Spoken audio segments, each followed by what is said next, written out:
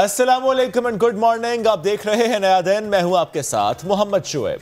मैं हूं महक असलम। तो हम प्रोग्राम का बाकायदा आगाज़ करेंगे और आगाज़ में हम ढेर सारी जैसे बातें करते हैं कि लोग बड़ी अच्छी तरह अपनी हिफाजत कर रहे होंगे, कोविड से बच रहे होंगे। और जो शुएब रोज़ाना प्रोग्राम के आज में बताता है कि मास्क लगाएं, तो वो बाकी की तो नहीं लेकिन शुएब की ज़रूर बात मान रहे होंगे।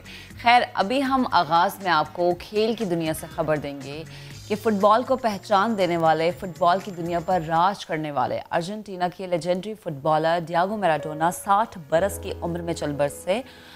मैराडोना की मौत दिल का दौरा पड़ने से हुई है। मैराडोना ने अर्जेंटाइन की तरफ से 4 वर्ल्ड कप खेले हैं। अर्जेंटाइन ने उनकी कप्तानी में 1986 का फुटबॉल वर्ल्ड कप जीता था और उन्हें सदी के बेहतरीन फुटबॉलर के अवार्ड से भी नवाजा गया था। तो यकीनन फुटबॉल की दुनिया का एक ऐसा सितारा जो तक क़यामत तो जिंदा रहेगा, लेकिन अब वो अर्जेंटीना के पास नहीं है। लेकिन उनकी कप्तानी में फुटबॉलर्स ने बहुत कुछ सीखा होगा। और उनके मद्दा उदास हैं, याद कर रहे हैं हर उस मैच को, हर उस मोमेंट को जिसमें उनको परफॉर्मेंस इनकी सबसे अच्छी लगी।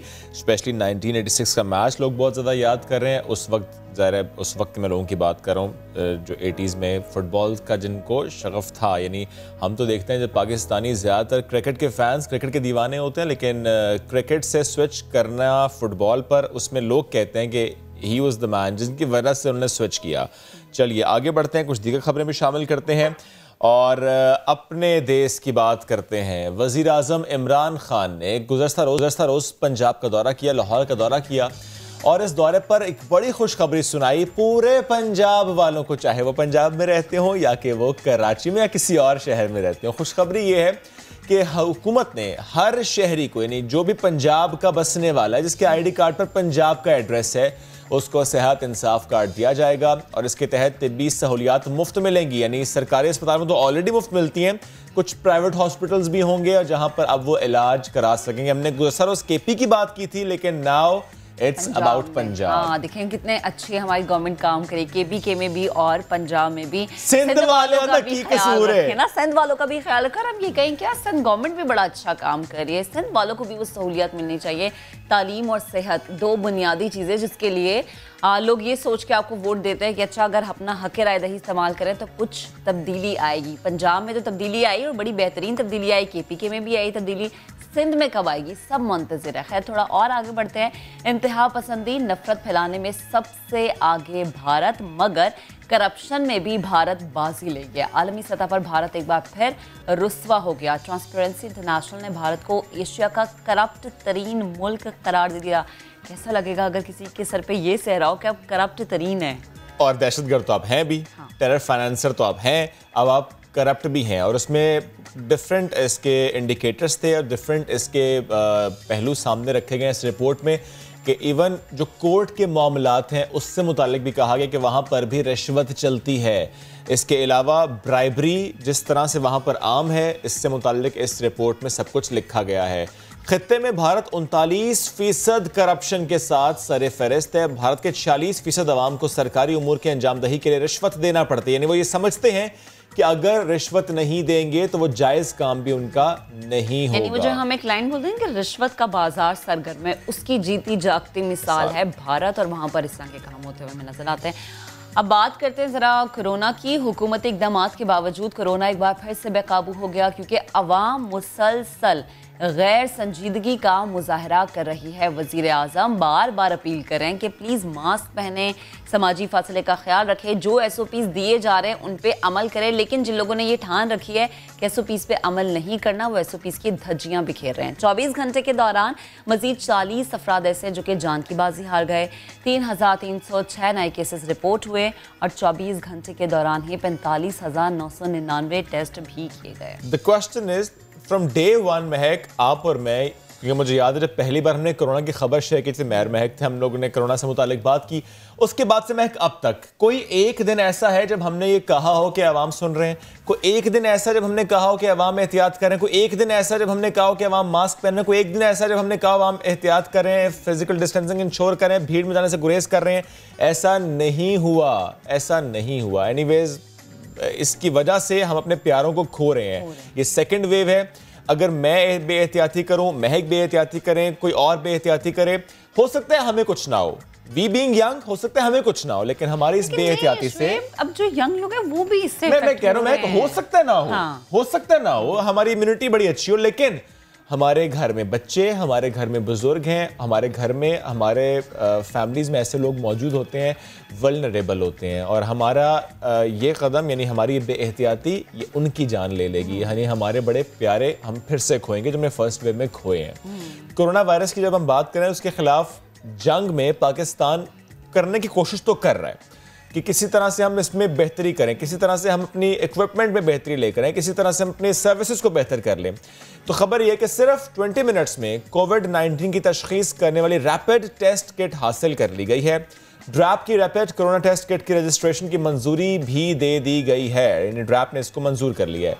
ये जर्मन किट है और ये 20 मिनट में कोविड की तशखीस कर सके। आई गेस ये एंटीबॉडीज को आई थिंक मैयर करेगी। बड़ी अच्छी चीज़ है अगर ये हमारे मुल्क में आ जाए, ये अगर शहरियों को मिल जाए, या लोग वो जो परेशान होते हैं, मतलब थोड़ी सी भी उन्हें सर्दी लगती है, बुखार होते हैं, उन्हें समझते हैं कि हमें कोरोना हो गया, और वो फिर इसमें या तो खुद डर के घर पे बैठ जाते हैं या टेस्ट भी नहीं कराते। तो आप अगर ये किट मिल जाती है तो ये ज़्यादा आसानी। खैर ज़रा मौसम की बात कर लेते हैं। मौसम भी बड़ा अच्छा और आसान तो नहीं, थोड़ा सा मुश्किल हुआ हुआ है वहाँ पर जहाँ बहुत ज़्यादा बर्फबारी हो रही है क्योंकि रास्ते बंद हैं और सड़कों पे फिसलन है। सर्दी ऐसी हो गई है कि अब दांत तो बजेंगे, साथ आप कब कपाएंगे भी। नवंबर में बर्फबारी का रिकॉर्ड टूटा है। मुल्क के पहाड़ी इलाकों में बर्फबारी से सर्दी बढ़ गई है। एक मिनट, हाँ, आपने कहा मुल्क के पहाड़ी इलाकों में सर्दी बढ़ गई है, तो कटी पहाड़ी तो कराची में है। मैंने कटी पहाड़ी की बात नहीं की। पहाड़ी तो पहाड़ी होती है ये तो कोई बात ना हो। डिग्री होती है, पहाड़ी पहाड़ी होती है। कहीं आसमान से रुई के गाले गिर रहे हैं तो कहीं रिमझिम फुहार बरस रही है। आज़ाद कश्मीर की अगर बात की, जैसे जन्नत भी कहते हैं ज़मीन पे, वहाँ पर बर्फबारी का सिलसिला रुक गया है। कराची में भी दर्जा हरारत, लो जी कराची की बात आ गई, अब कहते हैं कराची, तो कराची की भी बात है कि दर्जा हरारत गिर गया। विदाउट एनी बर्फबारी कराची में पारा गिर गया है। कराची के लोगों की वजह से ना खूबसूरत लोग होते हैं कराची के, पूरे मुल्क के लोग खूबसूरत हैं, पूरे पाकिस्तान के लोग बड़े खूबसूरत हैं, लेकिन कराची वालों पे कोई अल्लाह की खास रहमत है। जी जी, हम कहते हैं कराची में सर्दी नहीं आती, सर्दी नहीं आती, देखें अल्लाह ने कहा ये देखें सर्दी आ गई। जाहिर है इस बार क्योंकि बहुत से और शहरों में हमने देखा है कि नवंबर में बर्फबारी हुई है और उसकी वजह से उसका इम्पैक्ट आसपास के हर शहर में आता है, पूरे रीजन में आता है। That is the reason Karachi में ठंड आ चुकी है। जो दिसंबर के एंड में आई थी लास्ट ईयर, वो नवंबर के एंड में आ चुके हैं। यानी जो हमने दिसंबर के एंड में निकाले थे sweater, jackets, blankets and quilts, वो नवंबर के एंड में निकल चुके हैं। चलिए जी, तो बात हो रही है मौसम की। अब हम बात फिर से कर लेते हैं कोविड-19 में जो हम बेएहतियाती कर रहे हैं, उसकी वजह से हुकूमत को सख्त फैसले लेने पड़ रहे हैं। जब बात हो रही है सख्त फैसलों की, तो गुज़श्ता रोज़ में हमने बात की थी और जो ताजिर रहनुमा यहाँ पर मौजूद, उन्होंने कहा था कि उनकी ये डिमांड है कि सुबह 8 बजे से लेकर या सुबह 10 बजे से लेकर रात 8 बजे तक औकात कार होने चाहिए, और ये पंजाब में होने जा रहा है। पंजाब में एग्जैक्टली ऐसे ही होगा, रात 8 बजे तक दुकानें खोलने की इजाज़त दी जाएगी। इसका ऐलान भी चंद रोज में हो जाएगा, क्योंकि इससे मुतालिक मेरी बात हुई तो ये मुझे मालूम हुआ। अच्छा, कि अब दुकानें 8 बजे खुलेंगी, तो 8 बजे तक खुलेंगी, ये फैसला हो जाएगा। अच्छा, वहाँ पर रात 8 बजे तक पंजाब में दुकानें खोली जाएंगी। तो ये सिंध में भी होना चाहिए। और इससे मुतालिक महक इमरान खान साहब ने मुखालिफत की है। वो जब ये तजवीज़ दी गई कि 6 बजे बंद कर दिए जाएं या 8 बजे बंद कर दिए जाएं, तो कहा गया कि नहीं, 10 बजे तक आप अलाउ करें, क्योंकि कारोबार मुतासर होना नहीं चाहिए। बट ज़ाहिर है हर सूबा खुद से फैसले लेता है, कुछ मामला को देखते हुए, डायनामिक्स को समझते हुए। तो जो सिंध से मुतालिक हमने शेयर किया था कि 6 बजे दुकानें बंद होना और सुबह 6 बजे खुलना, इससे मुतालिक हमने देखा कि ना सुबह 6 बजे खुली और बंद करने में भी काफ़ी मसाइल का सामना रहा। कुछ लोगों ने कर दी, कुछ लोगों ने नहीं की, कुछ लोगों ने डंडे के जोर पे की और कुछ मनमानी करते रहे। तो हमारे नुमाइंदगान जो है वो मुख्तलिफ शहरों में भी गए और उन्होंने वहाँ की सूरत हाल जानी। खुर्शीद आलम ने गुज़श्ता रोज़ जामा क्लॉथ मार्केट जाकर ख़रीदारों और ताजरों से उनकी राय जानने की कोशिश की कि आया हुकूमती फैसले, सिंध हुकूमत का जो फैसला है उससे ताजिर बिरादरी सिंध की खुश है या नहीं। क्या कहना था उनका, ताजिर का और ख़रीदार का, आपको दिखाते हैं।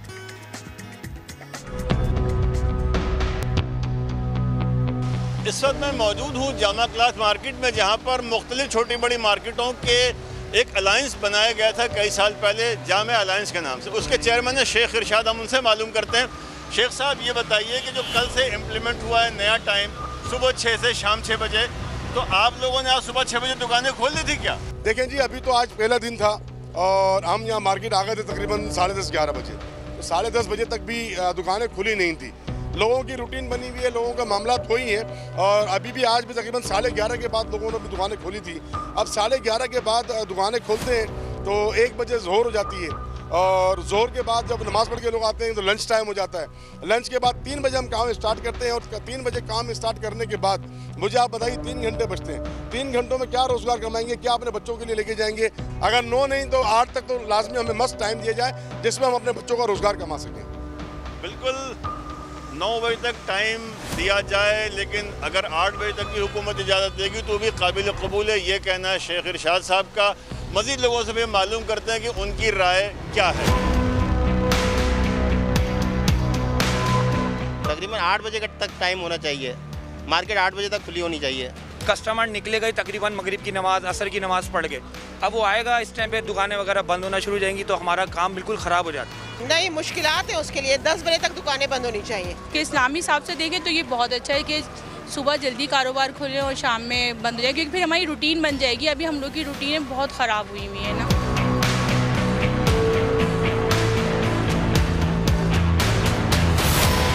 बाजार बंद हो गए, ख़रीदारों ने वापस जाना शुरू कर दिया।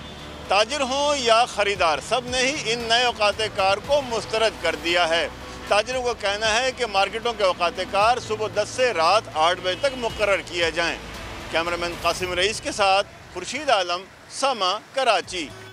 तो ये है मामला कराची का। और जब हम कराची की बात करें वैसे में अगर ये तजवीज़ दी जाए या इस पर इत्तलाक कराया जाए कि शाम को 6 बजे दुकानें बंद हो जाएंगी और सुबह 6 बजे दुकानें खुलनी हैं, तो सुबह 6 बजे जो दुकानदार हैं वो अगर ये कहते हैं कि गाहक नहीं आता, तो जब हम सुबह 8 बजे या 7 बजे देखते हैं बाहर रोड्स पे तो रश तो होता है। तो अगर दुकानें खुली होंगी तो लोग आएंगे। एट द सेम टाइम जब गवर्नमेंट ये कहती है कि 50% स्टाफ के साथ आप ऑपरेशनल यानी इंडस्ट्रीज को भी कहा जाता है, ऑफिस को भी कहा जाता है, तो इसका मतलब तो यह कि जो 50% स्टाफ है वो आ सकता है, बट वो 50% स्टाफ वर्क फ्रॉम होम का पाबंद भी तो है। ये बात भी तो हमें सोचनी है। हाँ, और मुझे लगता है कि ये अच्छी चीज़ है अगर आप 6 बजे सुबह दुकानें खोल देंगे। मेरी नज़र में कि जब आवाम को पता होगा अच्छा सुबह 6 बजे खुलनी है दुकानें, तो वो जाएंगे, मजबूरी होगी ना उनकी। तो कराची में तो कोरोना से बचाव के लिए जल्द मार्केटें बंद की जा रही। खुर्शीद आलम भी हमारे साथ मौजूद थे, हमें बता रहे थे कि क्या मार्केट की सूरत हाल है। लेकिन मुल्क के दीगर ऐसे शहर जहाँ पर सूरत हाल कुछ मुख्तलिफ है, रात गए मार्केट्स वहाँ पर खुली रहीं। मुख्तलिफ शहरों से हमारे नुमाइंदगान अब हमें ज्वाइन करेंगे, हमें अपडेट करेंगे। सबसे पहले हम लाहौर का रुख करते हैं जहाँ पे आवाम को बड़ी अग लगी होती शॉपिंग दी। तो मोहम्मद लुकमान से बात कर लेते हैं कि लाहौर की क्या सूरत है। लुकमान बताइएगा। मुल्क भर में कोरोना केसेस बढ़ने के बाद कराची में कारोबार को 6 बजे शाम को बंद कर दिया जाता है, लेकिन लाहौर में ऐसा नहीं है। लाहौर में तो जो रात आगे बढ़ती है कारोबार भी बढ़ता है। क्या लोग कोरोना से नहीं डरते?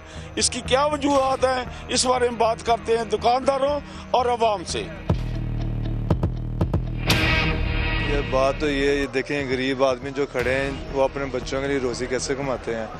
हुकूमत को तो ये सोचना चाहिए। बंद होनी चाहिए, पाबंदी होनी चाहिए। अगर सही मायनों में वाकई कोरोना है और हुकूमत को पता है, इस बात का इदराक भी है, बच्चों को छुट्टियां हो जाती हैं, सारा तालीमी सिलसिला रुक जाता है, बीमार हो जाते हैं। मैं मानता हूँ ये सर्दी है, नज़ला ज़ुकाम ये आम चीज़ है, ये आप सबको पता है, लेकिन कोरोना वरोना कोई चीज़ नहीं है। कोरोना तो है, पर ये कि अब शादियाँ भी हैं बच्चों की, तो फिर उस लिहाज से फिर टाइमिंग थोड़ा कम कर दें बाजारों का, और कोई ऐसा मसला नहीं, लोग एहतियात करें। शॉपिंग करें लेकिन SOPs के साथ। तकरीबन ये 10 बजे तक तो टाइमिंग होनी चाहिए। टाइमिंग सर जो उन्होंने की है ये वैसे ठीक है 9 बजे की। लाहौर की मार्केटों में ताजरों को यकीन है कि कोरोना बिल्कुल मौजूद नहीं है, लेकिन जो ग्राहक हैं उनका ख्याल है कि कोरोना तो है, लेकिन उनको खरीदारी के लिए कम से कम 10-11 बजे तक वक्त मिलना चाहिए। ये तो सूरत हाल लाहौर की। आइए फैसलाबाद चलते हैं, वहाँ क्या सूरत हाल देखते हैं। कोरोना के वार कर रहे हैं बीमार, मगर संती शहर में आवाम को ज़रा भी नहीं है ख्याल। रात में दिन का समा है तो SOPs पर अमल करने के लिए दुकानदार और ख़रीदार कितने संजीदा हैं, आइए आपको दिखा देते।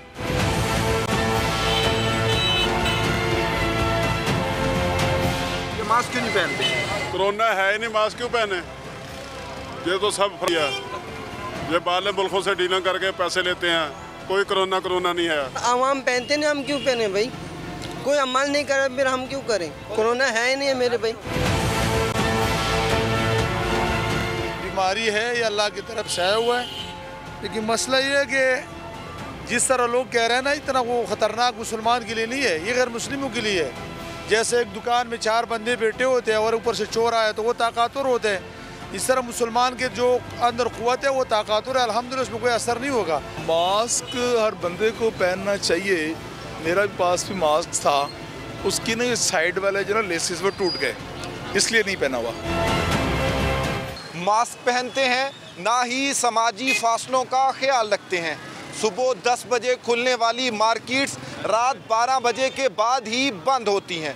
फैसलाबाद में कोरोना कहानी तो हमने आपको सुना दी, अब रुख करते हैं मुल्तान का। जी, मुल्तान में कोरोना वायरस के बाद अब तक 240 से ज़ायद शहरी इसका शिकार हो चुके हैं। मुल्तान में मार्केटें बंद करने और खोलने के लिए सुबह 10 से शाम 10 बजे तक का अहकाम जारी किए गए हैं, जबकि इंतजामिया की जानिब से कराची में 6 बजे मार्केटें बंद करने को मुल्तान के शहरी और ताजिर किस निगाह से देखते हैं, आइए उनकी ज़ुबानी जानते हैं। कम से कम 8 बजे का रखें, वरना 10 बजे का रखें। अगर 6 बजे का रखेंगे तो रश पड़ेगा, ठीक है। इसकी वजह से कोरोना ज़्यादा फैलेगा। ये तो कह रहे हैं कोरोना है, ये ना कहें कोई बंदा कि कोरोना नहीं है। खरबों रुपए का नुकसान हो जाएगा। ले देखे ना आप, अब बेचारा गरीब रेहड़ी वाला या दुकानदार है, दुकान बंद करके मार्केट में कोई चीज़ खरीदेगा, 6 बजे तो दुकान बंद कर देगा तो वो कहाँ जाएगा? ले बताएं आप। पहले हमारे पाकिस्तान में इतना नुकसान हो रहा है पिछले 6 महीने से, बोले और नुकसान हो जाएगा। मुल्तान में कोरोना वायरस बहुत ज़्यादा फैल रहा है, जो SOPs पर कोई अमल नहीं हो रहा। इंतज़ामिया को भी चाहिए और आवाम को भी चाहिए कि SOPs पर अमल करें और इसको यकीनी बनाएं ताकि कोरोना वायरस को रोका जा सके। बाज़ार में आया था अपनी ज़रूरत की चीज़ें लेने, मैंने आज यहाँ पे जो गौर किया है, यहाँ पे अवाम SOPs का कोई ख्याल नहीं रख रहे। इंतज़ामिया को चाहिए कि वो अवाम के साथ अवाम को SOPs पर अमल दरामद करवाएं और अवाम को भी चाहिए कि वो इंतज़ामिया के साथ तावन करें ताकि ये जो कोरोना वायरस की वबा है इस पर काबू पाया जा सके और हमारे जो हुकूमत की हिकमत अमली है उसको बेहतर तरीके से अपनाने के लिए हमें अपनी हुकूमत के साथ भरपूर तावन करना चाहिए। SOPs पे जिस तरह गवर्नमेंट कह रही है या डॉक्टर्स हज़रात कह रहे हैं, मुख्तलिफ शहरों में शहरों की राय क्या है ये हमने आपको दिखाई। वहां पर मार्केट्स की सूरत हाल क्या है ये आपने जानी। NCOC जो प्लेटफॉर्म होता है वहां पर फैसला क्या होता है, वहां पर फैसला ऐसा होता है जिसका इतलाक पूरे मुल्क में यकसा होना चाहिए। हम पहले दिन से इसकी बात करें, लेकिन आप देखिए कराची में फैसला मुख्तलिफ है, लाहौर का फैसला मुख्तलिफ है, यानी डिफरेंट सूबों के फैसले डिफरेंट है। इसलिए फिर लोग कहते हैं कि वहां पे ये क्यों हो रहा है और यहाँ पर ये क्यों नहीं हो रहा। जबकि इजलास से होता है, फिर फैसलों का इतलाक क्यों मुख्तलिफ होता है, ये भी एक सवाल है। और इस पर अमल दरामद करवाने के लिए जब हुकूमत हर चीज़ पे कमेटी बनाती तो फिर खुदा इस पर भी कमेटी बना दे ताकि तलाक तो हाँ कमेटी पे कमेटी, तलाक तो कम से कम हर जगह एक जैसा हो। अब ज़रा हम कराची की बात कर लेते हैं। कराची ऐसा शहर जिसकी चलें फिक्र किसी एक को तो है, और वो शख्स वो है जो कि कराची की हर प्लेटफॉर्म पर बात कर रहा है, कराची के मसलों को उजागर कर रहे हैं, इसलिए ताकि कराची के शहरियों को सुकून मिल सके, बिजली की बंदिश हो, गंदगी के मसाइल हो। अदाकार और मेज़बान फ़ख्र आलम इस वक्त तशवीश में मुब्तला है कि आखिर कराची वालों को उनका हक है वो कब मिलेगा। बारिश हल्की सी होती है, हम देखते हैं कि इलेक्ट्रिक का निज़ाम दरहम बरहम हो जाता है। साफ़ पानी की अदम फराहमी का मामला, साहिल की सफाई से मुतालिक भी उनकी राय सबके सामने है। तो हमें ज्वाइन कर चुके हैं अदाकार और मेज़बान फ़ख्र आलम। अस्सलाम वालेकुम फ़ख्र आलम, गुड मॉर्निंग, कैसे हैं आप? परसों रात को बारिश हुई, सबसे पहले तो हम ये जानेंगे कि आप कितने घंटे बगैर बिजली के बैठे, कितने घंटे ऐसे थे जो कि आपने बगैर बिजली के गुजारे? सबसे पहले तो आप सबको बहुत बहुत अस्सलाम वालेकुम, तमाम देखने वालों को भी गुड मॉर्निंग। जी हाँ, बारिश हुई, कुछ ही कतरे बारिश के बल्कि जो थे वो बरसे, और रात 10:20 या 25 मिनट में बारिश मेरे इलाके में जहाँ मैं रहता हूँ कराची में वहाँ पे शुरू हुई और तकरीबन 11:05 पे बिजली जो है वो चली गई। 11 सवा 11 तक बिजली चली गई। जनरेटर आ गया, सो गया, सुबह उठा 8 साढ़े 8 बजे जनरेटर चल रहा था। मैं सोचूं कि भी बिजली क्यों नहीं आ रही। कंप्लेन भी की सुबह 8:40 पे 8:45 पे के इलेक्ट्रिक को, और उसके बाद भी जनरेटर चलता रहा। तो गोया तकरीबन कोई, जब मैंने ट्विटर पे शोर मचाया, मैंने सोशल मीडिया पे जाके के इलेक्ट्रिक को जब कहा कि भाई ये क्या मजाक हो रहा है, रात को इतने बजे से गई है बिजली और अभी तक जो है वो गायब है बिजली, तो उसके बाद अचानक एक हलचल हुई। उन्होंने एड्रेस कंफर्म किया और उन्होंने कहा जी हम गाड़ी, और फिर बाहर उनकी गाड़ी आई रोड के एंड पे जहाँ पे ट्रांसफार्मर था, पता नहीं क्या उन्होंने उसको किया, उसके बाद बिजली जो है वो रिस्टोर हुई। और बड़े दुख की बात है, मुझे ये अच्छा हरगिज़ नहीं लगता कि मुझे बार बार जो है वो सोशल मीडिया पे इस तरह बात करनी पड़ती है और उसको उछालना पड़ता है और फिर जो है वो के इलेक्ट्रिक जो है उसके अगेंस्ट जो है वो कोई एक्शन लेता है। ये तरीक़ाकार दुरुस्त नहीं है। तमाम शहरी बराबर हैं, तमाम शहरी जो हैं वो चाहते हैं कि हमें कोई VIP ट्रीटमेंट ना दें, सिर्फ अपनी सर्विसेज सही कर लें, बेहतरी ले आएँ अपने काम के अंदर, अपनी सर्विसेज के अंदर। तो बस जी मैं अब समझ नहीं आती कि बारिश का मौसम बंदा एंजॉय करे या इस टेंशन में गुजर जाए कि यार पता नहीं अब बिजली बंद हो जाएगी। पता है 400 से ज़्यादा फीडर जो है पूरे कराची में ट्रिप हो गए। आप लोग सब जानते हैं, न्यूज़ चैनल पे हर जगह ये सब बात चल रही थी, तो बस डर ही लगा रहता है अब तो बारिश जब आती है तो। इसमें कोई शक नहीं, क्योंकि 2 बूंदें गिरती हैं फ़खर भाई और फिर लाइट चली जाती है, कई घंटों नहीं आती। ना सिर्फ आपके इलाके में, ज़ाहिर है कराची के दीगर इलाकों में बिल्कुल सिचुएशन ऐसी थी। फ़खर भाई, बिजली की बंदिश का मसला भी है और इसके साथ साथ पानी का मसला भी है। पानी नलकों में तो आता नहीं है और सड़कों से अगर बारिश हो तो जाता नहीं है। अब के electric it's private, water board ये तो गवर्नमेंट का इदारा है, यानी अगर प्राइवेट इदारे से सवाल करें तो भी कोई ख़ास जवाब नहीं मिलता और हुकूमती इदारों से सवाल करें तो वो भी कहते हैं कि नहीं, जो टेल एंडर्स हैं वहाँ पर पानी नहीं पहुँचता, वी हैव टैंकर्स, उनके ज़रिए हम पहुँचाते हैं, लाइन्स का मसला है और मामलात सामने आते हैं। विल एंड विश का मसला नज़र आता है। सर, आपकी नज़र में कौन जिम्मेदार है कि ये मसले आखिर हल होते क्यों नहीं है? सालों हो गए सर। देखिए जी, कौन होता है जिम्मेदार? मुल्क का जिम्मेदार या माशरे में जो भी मामलात हों, रोज़मर्रा के जो शहरियों के मामलात हों, उसका जिम्मेदार जो है वो हुकूमत वक्त होती है। उसकी जिम्मेदार वो तमाम ऑर्गेनाइजेशंस, वो तमाम इदारे होते हैं जिनकी जिम्मेदारी होती है। मतलब इसमें कोई रॉकेट साइंस तो है नहीं कि हम किसको क्या कहें और किसको क्या नहीं कहें। तो जहाँ तक के पानी का ताल्लुक है तो पानी का इतना बड़ा एक डिपार्टमेंट है कराची के अंदर, Karachi water and sewerage board, ये उनका इदारा एग्जैक्टली वो इदारा है। फिर उसके पीछे वो पूरी हुकूमती मशीनरी है और वो पूरी जमहूरियत की मशीनरी है जिसका ये काम है कि लोगों को, शहरियों को पानी मुयस्सर हो। दूसरी तरफ आ जाए के इलेक्ट्रिक, जिसको प्राइवेटाइज कर दिया गया और इसलिए प्राइवेटाइज किया गया था, KESC से इसको के इलेक्ट्रिक बनाया गया ताकि सर्विसेज बेहतर हो जाए कि जनाब प्राइवेट सेक्टर जो है वो ज़्यादा एफिशिएंटली काम करता है, सरकारी इदारे इतने अच्छे लिए एफिशिएंटली काम नहीं करते। तो जो अगर आप ये इसको इस तरीके से करेंगे कि आप के इलेक्ट्रिक कर दें, इसको प्राइवेटाइज कर दें, तो बड़े ज़बरदस्त शातिर लोग आएंगे, इसमें बड़ी ज़बरदस्त मैनेजमेंट करेंगे। वो आए हैं तो उन्होंने बेशक के इलेक्ट्रिक को एक बड़ा प्रॉफिटेबल इदारा बना दिया है, लेकिन शहरियों को जो सर्विसेज मिल रही हैं वो किसी मयार की नहीं है, ना कि ना के सर्विसेज है आपके सामने है। तो इसका जिम्मेदार किसको ठहराना है? हम तो थक गए, मैं भी बोल बोल के थक गया हूँ, आप लोग भी प्रोग्राम कर करके। इसमें कोई शक नहीं है, इसमें कोई शक नहीं। फखर भाई, हम सब बोल बोल के थक गए और एक और मामले पर भी मैं और महक बोल बोल कर थक गए, वो है, लेकिन इसके जिम्मेदार शहरी है ना। बिल्कुल, SOPs की जब हम बात करते हैं उस पर अमल दरामद नहीं हो रहा, ये बहुत बड़ा मसला है सर।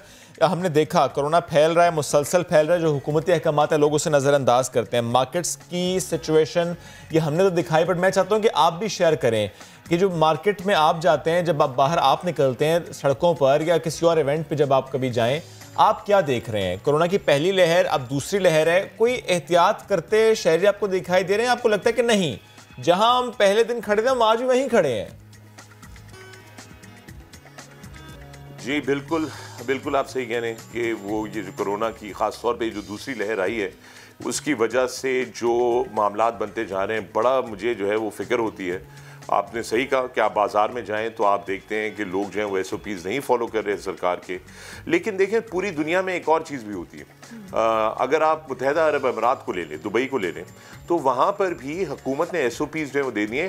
काफ़ी लोग जो हैं वो गलती कर जाते हैं, कुछ लोग जो हैं वो नालायकी कर जाते हैं, तो वहाँ पर सरकार जो है वो SOPs फॉलो कराती है। गोया उन्होंने सिस्टम्स ऐसे बना दिए हैं कि अगर आप SOP फॉलो नहीं करेंगे तो आपको सजा होगी, आपको जुर्माना होगा, 30 दिन की जेल भी होगी, और अगर आप बिल्कुल ही कोई गैर जिम्मेदाराना काम कर रहे हैं तो आपको वो डिपोर्ट भी कर देंगे।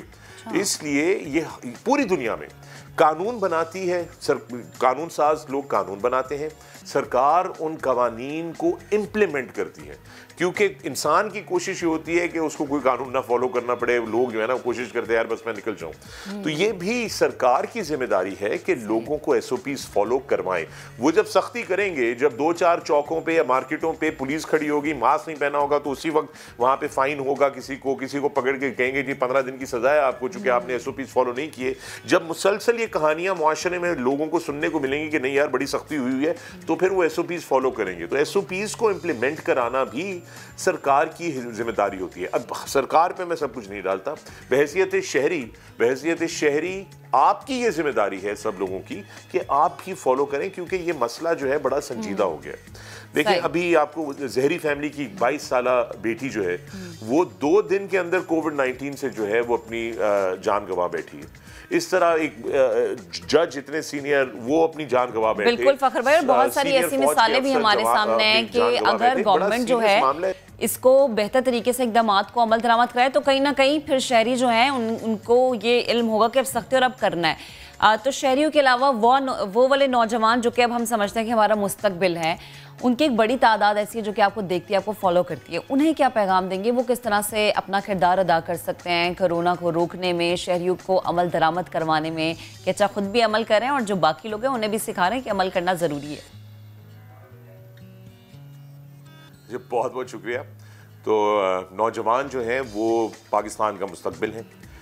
मैं तो बार बार ये बात कहता हूँ कि रोडें, ऊंची इमारतें वो किसी मुल्क का मुस्तकबिल नहीं होते। मुल्क का मुस्तकबिल उसकी नौजवान नस्ल और उसके बच्चे होते हैं। तो वो बड़ा ज़रूरी है कि उनकी प्रोटेक्शन की जाए। तो जो नौजवान हैं जो देख रहे हैं, आप सबसे गुजारिश है, चूँकि आप में से मैं ऐसे भी जानता हूँ जो वो सिर्फ इस बात पे कि यार देखो मैं कितना कूल हूँ, मैं तो कोई मास्क नहीं पहनता, मुझे तो कुछ नहीं हुआ, और कुछ आप में से ऐसे हैं जो कि सिर्फ रिबेलियस होने के लिए कि यार मैं क्यों करूँ वाले हैं। तो मेरी आप सब दोस्तों से गुजारिश है कि please be very responsible. In fact आप लोगों ने तब्दीली लानी है, असल तब्दीली लाने वाले आप लोग होंगे और कोई नहीं होगा, नौजवान नस्ल होगी। तो आप लोगों से मेरी भरपूर अपील है, तमाम यंगस्टर्स से अपील है, you got to be responsible. And मैं एक चीज़ बताता चलूँ, the responsibility is the new cool. याद रहे, responsibility is the new cool. सही। अच्छा फ़खर भाई, आपने बात की ना रिस्पॉन्सिबिलिटी की, तो यू बीइंग एन इन्फ्लुएंसर मुझे बिल्कुल नज़र आ रहा है कि आप बड़े रिस्पॉन्सिबल हैं, क्योंकि जब आप कहीं जाते हैं आप वहाँ की तस्वीरें और वहाँ की जो भी अच्छी अच्छी बातें होती हैं आप शेयर करते हैं, ना सिर्फ पाकिस्तानी फॉलोअर्स के लिए बल्कि इंटरनेशनल फॉलोअर्स के लिए भी, कि वो भी देखेंगे पाकिस्तान कितना खूबसूरत। फॉर इंस्टेंस जो हम फुटेज दिखा रहे हैं, आप बलूचिस्तान में घूम फिर रहे हैं, वहाँ की सैर करें, तो मैं चाह रहा हूँ ज़रा वो एक्सपीरियंस भी शेयर करें। कौन कौन से स्पॉट्स पर आप गए, क्या क्या आपने देखा, वहाँ का साहिल कितना खूबसूरत है, क्योंकि मकरान कोस्टल हाईवे के बिल्कुल साथ साथ साहिल चलता रहता है और आप वो नज़ारे देखते रहते हैं। जी हाँ, ये पिछले वीकेंड की बात है, मैं बलूचिस्तान गया। कितना खूबसूरत है हमारा मुल्क, बड़ी खुशकिस्मती थी, कुछ दोस्तों के साथ ये ट्रिप हुआ। तकवा एडवेंचर्स वाले हैं मेरे दोस्त, सारे एविएटर्स हैं, उन्होंने मुझे दावत दी कि आप आएँ। कुंड मलीर एक जगह का नाम है, तकरीबन 270 किलोमीटर के फासले पे है वो कराची से, और हम ड्राइव करके गए। और जब मकरान कोस्टल हाईवे पे पहुंचे तो इतनी खूबसूरत ड्राइव, और क्योंकि सुबह सुबह हम निकले थे कराची से, सुबह 4 बजे निकले थे, तो हमने सूरज जो है वो तुलू होते हुए देखा और बलूचिस्तान के लैंडस्केप्स को देखा, नहायत ही शानदार लैंडस्केप्स।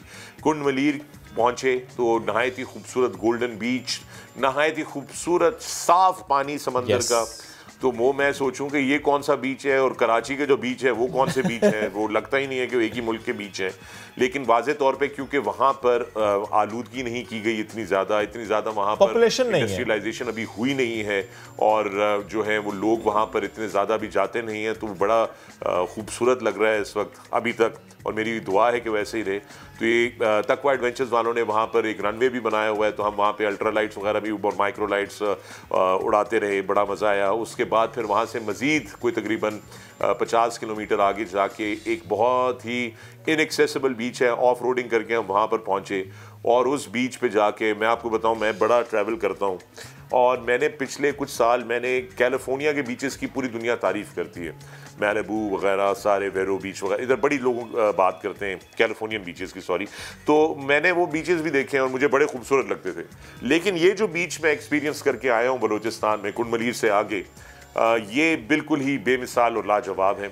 और बड़ी अजीब सी बात है कि हमारे पास तकरीबन 1000 किलोमीटर की इतनी शानदार कोस्ट लाइन मौजूद है, लेकिन एक भी 5 स्टार 4 स्टार लग्जोरियस रिजॉर्ट कहीं पे भी मौजूद नहीं है। मुझे ये बड़ा अजीब सा लगता है, क्योंकि दुनिया के बहुत सारे ममालिक जो हैं वो सयाहत के ऊपर डिपेंड करते हैं। हमारे पास तो अल्लाह मियाँ ने हमें बना बना के कुदरत की तरफ से तोहफे हैं कि इन तोहफों को इस्तेमाल कीजिए, इधर सयाहत कीजिए, इधर लोगों को लाइए। हाँ, लेकिन मैं उस पर भी कहूँगा कि उधर भी फिर एक सरकार का रोल आ जाएगा कि वो लोगों को गंदगी ना फैलाने दे। अगर कोई रिजॉर्ट बने तो वो जो है वो बने, आजकल चूंकि एनवायरमेंटल फ्रेंडली रिजॉर्ट्स होते हैं या इको टूरिज्म जिसको कहते हैं, उस तरह की चीज़ जो है उसको प्रमोट किया जाए। मैं सब लोगों से जो कराची में हो, पाकिस्तान में जहाँ भी हो, मकरान कोस्टल हाईवे पे ड्राइव कीजिए, बलूचिस्तान जाइए, बलूचिस्तान को डिस्कवर कीजिए। नहायत ही खूबसूरत जगह है। बलूचिस्तान के लोगों से मिलिए। बलूचिस्तान के गाँव वाले लोग इतने हॉस्पिटेबल हैं, इतने मेहमान नवाज हैं। वो ये नहीं देखते कि आप कहाँ से आए हैं, आप पंजाब से हैं, आप KP से हैं, आप जहाँ से भी हैं, वो बड़े खुले दिल से आपको आपकी मेज़बानी करेंगे, आपका ख्याल रखेंगे। और ये भाईचारा जो है हमने मज़ीद बढ़ाना है। Balochistan is beautiful, it is magical, it is majestic, और मैं सबको रिकमेंड करूँगा, ख़ासतौर में कराची वालों को। लेकिन साथ में मैं हाथ छोड़ के कहता हूँ, खुदा का वास्ते वहाँ जाके कूड़ा करकट मत फेंकिएगा। जाइए, पिकनिक कीजिए, अपना लिफाफा साथ लेकर जाइए, कचरा वापस लेकर आइए, उसकी छिलके बिलके रैपर वापस लिफाफे में डालें, गाड़ी में डालें, और रास्ते में जो आपको गार्बेज का कोई नज़र आए जगह तो उसमें डालिएगा, फेंक के मत आइएगा वहाँ पर। उसको संभालिए, ये आपकी आने वाली नस्लों के लिए आपकी तरफ से तोहफा होगा पूरी दुनिया को। बेहद फ़ख्र आलम हमारे साथ मौजूद थे, और मुझे उम्मीद है जिन्होंने नसीहत की अवाम उस पर अमल करेगी, ख़ुसूसन नौजवान उस पर अमल करेंगे। अब आगे बढ़ते हैं। हमने प्रोग्राम के आगाज़ में आपको बताया था कि भारत इंतहा पसंदी, नफरत और दहशत गर्दी फैलाने में तो सबसे आगे है, लेकिन अब मोदी सरकार एशिया में सबसे ज़्यादा करप्शन करने वाला मुल्क भी बन चुका है। ट्रांसपेरेंसी इंटरनेशनल ने भारत को एशिया का करप्ट तरीन मुल्क करार दे दिया। सर्वे रिपोर्ट ये बता रही है कि खित्ते में भारत 39% करप्शन के साथ सरे फहरिस्त है। भारत के 40% अवाम को सरकारी उमूर को अंजाम दही के लिए रिश्वत देना पड़ती है। यानी वो समझते हैं कि अगर कोई भी काम करना है भैया तो पहले रिश्वत दो, फिर काम होगा। इसी पर बात करने के लिए हमें ज्वाइन किया दिफाई तज्जियाकार हारिस नवाज साहब ने। हारिस साहब, बेहद शुक्रिया, गुड मॉर्निंग। सर, सबसे पहले तो मैं ये जानना चाहूँगी, जो टाइमिंग है उस टाइमिंग में भारत के बारे में ऐसी बातें आना कि करप्शन में सरे फहरिस्त है, हम देखते हैं दहशतगर्दी फैलाने में, खित्ते में पंगे लेने में, प्रोपेगेंडा करने में भारत वैसे तो आगे है ही, इसके सबूत भी बारहा पेश किए जा चुके हैं, लेकिन अब भारत का एक और चेहरा सामने आना, एक और पर्दा चाक होना, किस तरह से देख रहे हैं आप? देखें, भारत को ख़ास तौर पर ये नई रजीम है, जो हिंदू इंतहा पसंद नरेंद्र मोदी और उनका जो टोला है, इन्होंने इंडिया का रियली जो असल चेहरा था वो बिल्कुल तबाह बर्बाद करके मसख करके रख दिया है। चाहे वो मनी लॉन्ड्रिंग हो, चाहे वो स्टेट टेररिज्म हो, जुल्म बर्बरियत हो, कश्मीर में माइनॉरिटीज़ का जुल्म हो, उनको जो CAA NRC है, ये सब चीज़ों में जो है इंडिया इस वक्त सर फहरिस्त है, और पूरी दुनिया में, बल्कि इस रीजन में तो बिल्कुल आइसोलेट हो गया।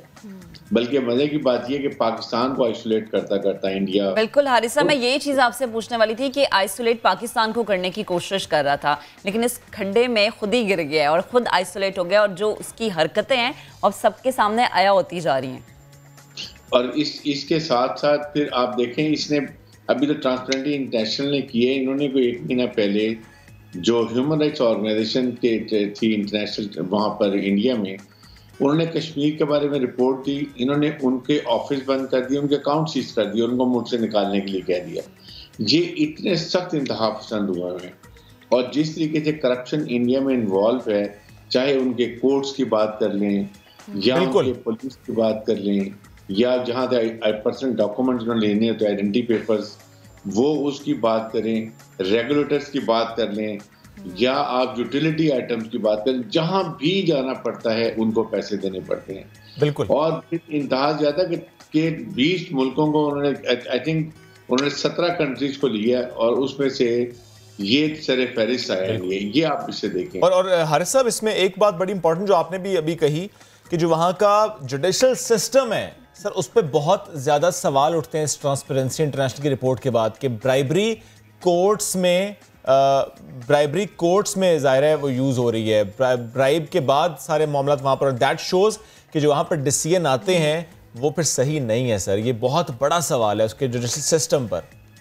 अब आप देखें ना, आपने इसके सामने है इवन जो सुप्रीम कोर्ट ने जिस तरीके से बाबरी मस्जिद का डिसीजन दिया, बिल्कुल अयोध्या में, फिर उसके बाद राम मंदिर बनाने की इजाजत दी और वहाँ बनना भी शुरू हो गया है। आप कश्मीर के बारे में देखेंगे, कश्मीर में कितना जुल्म और बर्बरी हो रहा है। कोई 1000 पिटीशंस सुप्रीम कोर्ट में पड़ी हुई हैं और उनके ऊपर अभी तक सुप्रीम कोर्ट ने कोई डिसीजन नहीं लिया, क्योंकि वहाँ पर नॉट ओनली के करप्शन है, इन्फ्लुएंस है। जो ये हाफिज RRS है, इसका और नरेंद्र मोदी की हुकूमत का इतना डर है सुप्रीम कोर्ट को कि वो कोई भी इंडिपेंडेंट डिसीजन नहीं ले सकते। और वो बात करते हैं पाकिस्तान की, पाकिस्तान को बदनाम करने की कोशिश करते हैं। I think now is a time, दुनिया को अब समझ आनी शुरू हो गई है। पाकिस्तान ने एक बहुत बड़ा डोजियर भी इनका बना के यूनाइटेड नेशन के जनरल सेक्रेटरी को हमारे UN रिप्रेजेंटेटिव ने दे दिया है। और हारिस साहब, उस डोजियर को भारत किस मुंह से रिजेक्ट करता है? इनकारी नजर आ रहा है उसमें, इनकार करता है, लेकिन किस मुंह से करता है? आलमी इदारे टेरर फाइनेंसिंग से मुतालिक भी रिपोर्ट सामने ले आ चुके हैं, और ट्रांसपेरेंसी इंटरनेशनल की इस रिपोर्ट के बाद क्या भारत के पास कोई एक वजह है कि वो ऐसा कोई डोजियर मुस्तरद कर सके, ऐसे सब्सटेंशियल प्रूफ्स को मुस्तरद कर सके? देखें, यही तो उनकी ढिठाई है कि वो इस ढिठाई से काम करते हैं। और इस डोजियर के बाद उन्होंने अपने जो वहाँ सफारतकार है इंडिया ने अपने एक्सटर्नल मिनिस्ट्री में बुला के उनको ब्रीफिंग दी है और पाकिस्तान पर इल्जाम तराशी लगाई है। आई थिंक वो मुल्क भी और सफारतकार भी हंस रहे होंगे कि जो पाकिस्तान के सिर्फ डोजियर किया है, और जाहिर है कि वो एक यहाँ पर दिया गया, पाकिस्तान में जाहिर तमाम मुल्कों में चला गया, वो हंस रहे होंगे। फैक्ट्स एंड फिगर उनको ना वो कश्मीर में जाने देते हैं, ना लाइन ऑफ कंट्रोल पे जाने देते हैं, ना यूनाइटेड नेशन की मिलिट्री ऑब्जर्वर ग्रुप जो वहाँ पोस्ट तैनात है उनको आगे नहीं जाने देते श्रीनगर से। पाकिस्तान में ये लोग जहाँ मर्जी जिस वक्त जाना चाहें जाके देख लें, ऑन ग्राउंड के कैसे इंडिया एट्रोसिटीज कर रहे हैं, जुल्म बर्बरीत कर रहे हैं, फायरिंग कर रहे हैं, आर्टिलरी फायर कर रहे हैं, मोटर फायर करता है और नहाते औरतों बच्चों बूढ़ों को शहीद करता है, जख्मी करता है, उनकी इमलाक को नुकसान पहुंचाता है। तो करप्शन की तो ये इंतहा को गुजर चुके हैं। बिल्कुल। और हारिस साहब, हम तो खुद भी कहते हैं कि आए आके देखें, हम मना नहीं करते अपने वो इलाके दिखाने से जहां भारत बर्बरियत करता है। हम भारत के अगर निज़ाम इंसाफ की बात करते हैं, बाबरी मस्जिद उसकी जिंदा मिसाल है। और हमें याद है कि भारत के सुप्रीम कोर्ट के साबिक जो जज थे मार्कंडे काटेजू जी, वो खुद आके टीवी पे बात करके गए कि पैसे दिए जाते हैं, रिश्वतखोरी होती है। जब एक मुल्क के साबिक जज ये बात करते हैं तो फिर उस मुल्क की मोदी सरकार जो है, उसकी पॉलिसीज, उसका कैसा इमेज जाता होगा दुनिया भर में। फिर उसके बाद देखें, पब्लिक हॉस्पिटल जहाँ मरीज होते हैं वहाँ पर वो इंतहा से ज़्यादा ब्राइबरी ली जाती है, पैसे दे के मरीज को एडमिट किया जाता है, दवाइयाँ दी जाती हैं। और फिर इसके तक ये अगर ये ठीक है, राफेल एयरक्राफ्ट का आपको भी स्कैंडल पता चला इन्वॉल्व है, और जिसके बारे में कहा था नरेंद्र मोदी ने, अगर मेरे पास राफेल जहाज होते तो हम पाकिस्तान एयरफोर्स का नुकसान कर देते, या बादल आ जाते तो हम छुप के चले जाते। ये इससे आप अंदाजा लगता। और हारिस साहब, उस बिग बर्ड का बड़ा मजाक भी हमने देखा। बिल्कुल। अच्छा हारिस साहब, ये तो हमने भारत की बात की, बिकॉज आप साथ मौजूद हैं। बस एक और खबर पर मैं आपका तजिया लेना चाह रहा हूँ सर। जो UAE ने कहा है कि कुछ ममालिक, इस्लामिक ममालिक है जिनको वीज़ा नहीं दिया जाएगा, पाकिस्तान भी उसमें है, उस लिस्ट में है, टर्की भी उस लिस्ट में है। सर, सिक्योरिटी कंसर्न का जिक्र किया जा रहा है, पाकिस्तान से क्या सिक्योरिटी कंसर्न है सर? UAE ने क्यों ऐसी बात की, क्यों वीज़ों पर पाबंदी लगाई जा रही है? आई थिंक ये थोड़े से इनसे पाकिस्तान के UAE से रिलेशन जो है स्ट्रेन हो रहे हैं, जो कि नहीं होने चाहिए थे, जबकि पाकिस्तान की बहुत वर्क फोर्स वहाँ मौजूद है। इट इज़ ओनली, आपको पता है कि इसराइल को उन्होंने एक्सेप्ट किया है, इसराइल के साथ उनके ताल्लुकात बहुत इस्तवार हो रहे हैं। पाकिस्तान ने इसराइल को साफ इनकार किया कि जब तक वहाँ 2 रियासतें नहीं बनाई जाती, पैलेस्टाइन को इंक्लूड करते हैं, कश्मीर का मामला हमारे उसको भी कॉज को डैमेज होता है, जिसकी वजह से पाकिस्तान रिजर्वेशन शो की थी। बट हर मुल्क का अपना रीज़न होता है। इंडिया में कोविड के 50,000 से 80,000 केसेस डेली हो रहे हैं। UAE उनको अलाउ कर रहा है कि वहाँ वो जाके वो काम, इटली को अलाउ कर रहा है, स्पेन को अलाउ कर रहा है, फ्रांस को अलाउ कर रहा है, US को अलाउ कर रहा है। अलाउ नहीं कर रहा, टर्की को नहीं कर रहा, पाकिस्तान को नहीं कर रहा। पाकिस्तान के तो तारीफ हुई है हर जगह पर कि पाकिस्तान ने कोरोना पर काबू पाया है। तो कोरोना की तो रीज़न वो अब अगर देंगे तो गलत देंगे। Sir, thank you so very much, साथ मौजूद थे आप और इससे मुतालिक हमसे गुफ्तगू कर रहे थे। हम गुफ्तगू तो भारत से मुतालिक की, क्योंकि ज़ाहिर है भारत ने टॉप किया है कहाँ पर, करप्शन में। चलिए जी, एक ब्रेक लेते हैं, वापस आते हैं, हमारे साथ रहिए। Welcome back once again. और अब बात करेंगे पंजाब की, लाहौर वालों की। कल वजीर आजम पहुंचे थे लाहौर, एक रोज़ा दौरा था। और जब भी हम देखते हैं कि वजीर आजम किसी शहर में जाते दौरे के लिए, तो वहाँ पर लोगों के लिए कुछ ना कुछ बेहतर करते हैं। क्योंकि वजीर आजम ने ठानी, जब वजीर आजम पाकिस्तान इमरान खान इस कुर्सी पर बैठे तो उन्होंने ये कहा कि तब्दीली आएगी और जो इकदाम पीछे गवर्नमेंट कर रही है उससे यकीनन तब्दीली आ रही है। पंजाब हो, KP के हो, दीगर शहर हों, सूबे हों, वहाँ पर हम देखते हैं कि पीछे गवर्नमेंट तब्दीली लाती है। लेकिन इस तब्दीली की हकदार सिंध की आवाम भी हैं। जब सेहत के, जब तालीम के कार्डों का इजरा होता है, उनके लिए हम देखते हैं कि फंड्स मुख्तस किए जाते हैं, तो फिर सिंध वालों पे ये मेहरबानी क्यों नहीं होती। खैर, ये एक वो सवाल है जिसका मेरे साथ साथ कराची, सिंध के बाकी जो शहर है उसके अवाम जवाब जानना चाहेंगे। अब ज़रा वापस वज़ीर आज़म के दौरे की हम बात कर लेते हैं। जब वज़ीर आज़म कल पहुँचे लाहौर तो उन्होंने शहरियों को इंसाफ सेहत कार्ड जारी करने की हिदायत दी और दिया। और ये उन्होंने एग्जाम्पल सेट की कि जो वो बात करते थे शुएब के बुनियादी सहूलियात, मुझे लगता है बुनियादी सहूलियत यही होती हैं कि आपको मुफ्त तिबी सहूलियत दी जाए, आपको मुफ्त तालीम मिले, आपका मुस्तकबिल महफूज हो। मंसूबे पर 60 अरब रुपए से ज़ायद सालाना खर्च होंगे। इसी पर बात करने के लिए हमें ज्वाइन किया चेयरपर्सन कायमा कमेटी बराए दाखिला मुसर्रत शीमा साहब ने। मुसर्रत साहिबा, बेहद शुक्रिया। सबसे पहले तो मैं इस कार्ड के हवाले से बात करना चाहूँगी। जो पंजाब सेहत कार्ड का इजरा है, ये कब से शुरू होगा? अवाम को कौन कौन सी सहूलियात इसमें मिल सकेंगी? कौन कौन सी ऐसी चीज़ें हैं, ऐसे इलाज है जो कि अवाम करवा सकेगी? शुक्रिया। मैं समा की मशकूर हूँ कि वो हमेशा पंजाब गवर्नमेंट के जितने भी इनिशिएटिव्स हैं रिगार्डिंग पंजाब की आवाम के, तो आप लोग हमेशा हाईलाइट करते हैं। जो अब फरमाया तो मैं अर्ज करूं कि सिंध के लिए भी बिल्कुल ये सब कुछ होना चाहिए, लेकिन आपको पता चाहिए कि ये सूबे का ही सब्जेक्ट है। After 18th amendment education, health and all, ये सारे जो है ना प्रोविंस ने खुद करने होते हैं। तो पंजाब गवर्नमेंट जब ये इनिशिएटिव लेती है, इसमें ये ज़रूर है कि पंजाब गवर्नमेंट जो प्राइम मिनिस्टर साहब की गाइडेंस आती है उस पर एज इट इज़ हम लोग अमल भी करते हैं। और वी ट्राई कि जो मदीना की रियासत या वेलफेयर स्टेट का जो कॉन्सेप्ट है, डेमोक्रेसी मतलब ये है कि जितने भी रियासत के जो बेनिफिट्स हैं उसकी डायरेक्ट बेनिफिशरी अवाम हो। तो इसलिए अगर सिंध की हुकूमत भी अगर ये करना चाहे तो वो अपने अवाम को ये सहूलियात दे सकते हैं। इसमें जी दो तरह की जो सेहत इंसाफ कार्ड है एक तो, और एक है इंसाफ मेडिसिन कार्ड, और जिसको हमने कोई 2 दिन पहले 3 दिन पहले लॉन्च किया है। और सेहत इंसाफ कार्ड तो आपको पता है बहुत पहले से हमारा KP में भी ये ट्रेडमार्क रहा और अल्हम्दुलिल्लाह उसमें हमें बड़ी अल्लाह ताला ने कामयाबी दी और बहुत सारी अवाम जो लाखों की तादाद में उसकी बेनिफिशरी हुई। अभी भी प्राइम मिनिस्टर साहब की पंजाब के लिए ये वाज़ेह हदायत है CM पंजाब को कि मैं ये चाहता हूँ कि पंजाब में जितने भी डिजर्विंग पॉपुलेशन है, जिनको हेल्थ की बुनियादी फैसिलिटीज जो अफोर्ड नहीं करते, उनको हम इंशाल्लाह ताला कवर करेंगे। यानी मुसर्रत साहिबा ये हर शहरी के लिए नहीं है, ये डिजर्विंग सिटीजन के लिए।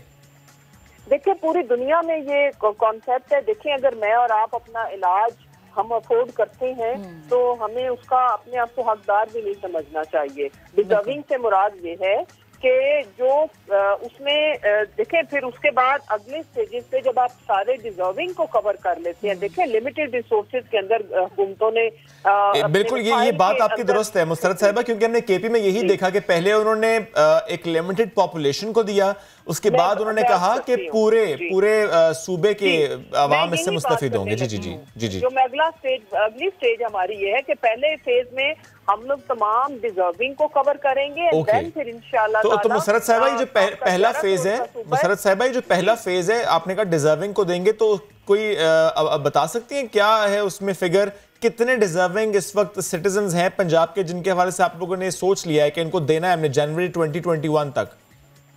देखें इसमें जो अभी जो लेटेस्ट हमारा जो हुआ है ना, वो सेहत इंसाफ कार्ड हमारा बहुत पुराना है। जब से हमारी गवर्नमेंट आई है तब से हम इस पे काम कर रहे हैं, और इसके तो लॉन्च प्राइम मिनिस्टर साहब ने कोई 1.5 साल पहले कर दी थी। ये है इंसाफ मेडिसिन कार्ड। इसके जरिए हम ये करने लगे हैं जो जिसको अभी हमने अल्हम्दुलिल्लाह इशू कर दिया है। ये इसमें हेपेटाइटिस, एड्स और टीबी के मरीजों को नहीं, ये मुसरत साहबा जो सेहत मेडिसिन कार्ड है इस पर, क्योंकि हमने 2 रोज पहले कैप्टन उस्मान से ना बड़ी डिटेल गुफ्तगू की, तो मैं सिर्फ सेहत इंसाफ कार्ड पर आपसे जानना ही चाह रहा हूँ कि जो खबर थी वो तो ये थी कि हर शहरी इससे मुस्तफिद होगा। दैट मींस ये गलत है, अभी ऐसा नहीं हो रहा, राइट? नहीं, मैं अर्ज करती हूँ, नहीं होगा तो हर शहरी मुस्तफिद, लेकिन कल इससे मुस्तफिद नहीं हो सकता ना। उसकी वजह ये है कि प्राइम मिनिस्टर साहब ने ये विजन क्या है मुसरत साहबा, ये विजन क्या है? 1 साल, 2 साल, 2.5 साल, कब हर शहरी मुस्तफिद हो फिर? जी जी जी, उसमें ये है कि प्राइम मिनिस्टर साहब की ये बिल्कुल इसके ऊपर वर्किंग कर रही है हमारी पंजाब गवर्नमेंट।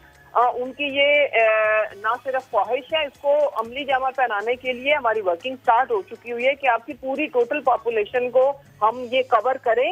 लेकिन उसमें जो लोग जैसे फर्ज करें, देखें कि ये फैसिलिटी देना गवर्नमेंट का काम है, जो खुद अफोर्ड करते हैं वो प्राइवेट फैसिलिटी पे जाना चाहेंगे तो उनको जाना भी चाहिए, no harm in it, but otherwise we will इंशाल्लाह कवर ऑल। और उसमें जो इनिशियल स्टेजेस पे कोई इसमें हर साल के डिफरेंट फिगर्स हैं।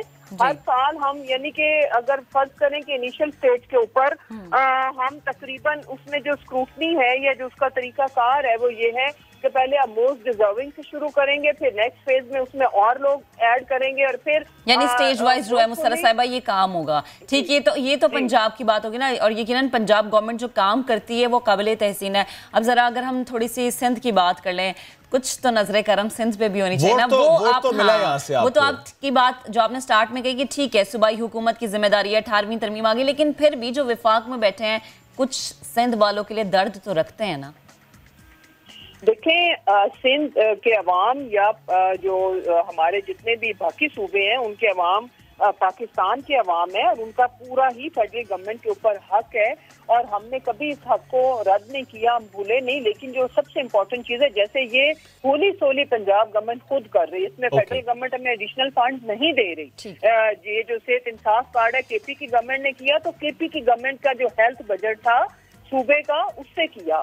मैं जो अर्ज कर रही हूँ कि जो प्राइमरी हेल्थ एंड एजुकेशन है या जो एजुकेशन टोटल चली गई सूबों के पास, हेल्थ टोटल चली गई सूबों के पास, और पॉलिसी ओवरऑल जैसे कोविड के ऊपर, तो वो चूंकि फेडरल सब्जेक्ट है कि हमारा कुदरती आफात में या इस तरह की चीज़ों में ओवरऑल पूरी स्टेट का जो डिसीजन क्या होगा, उसके बाद उसकी इम्प्लीमेंटेशन एंड ऑल वो सारी सूबों ने खुद करनी है।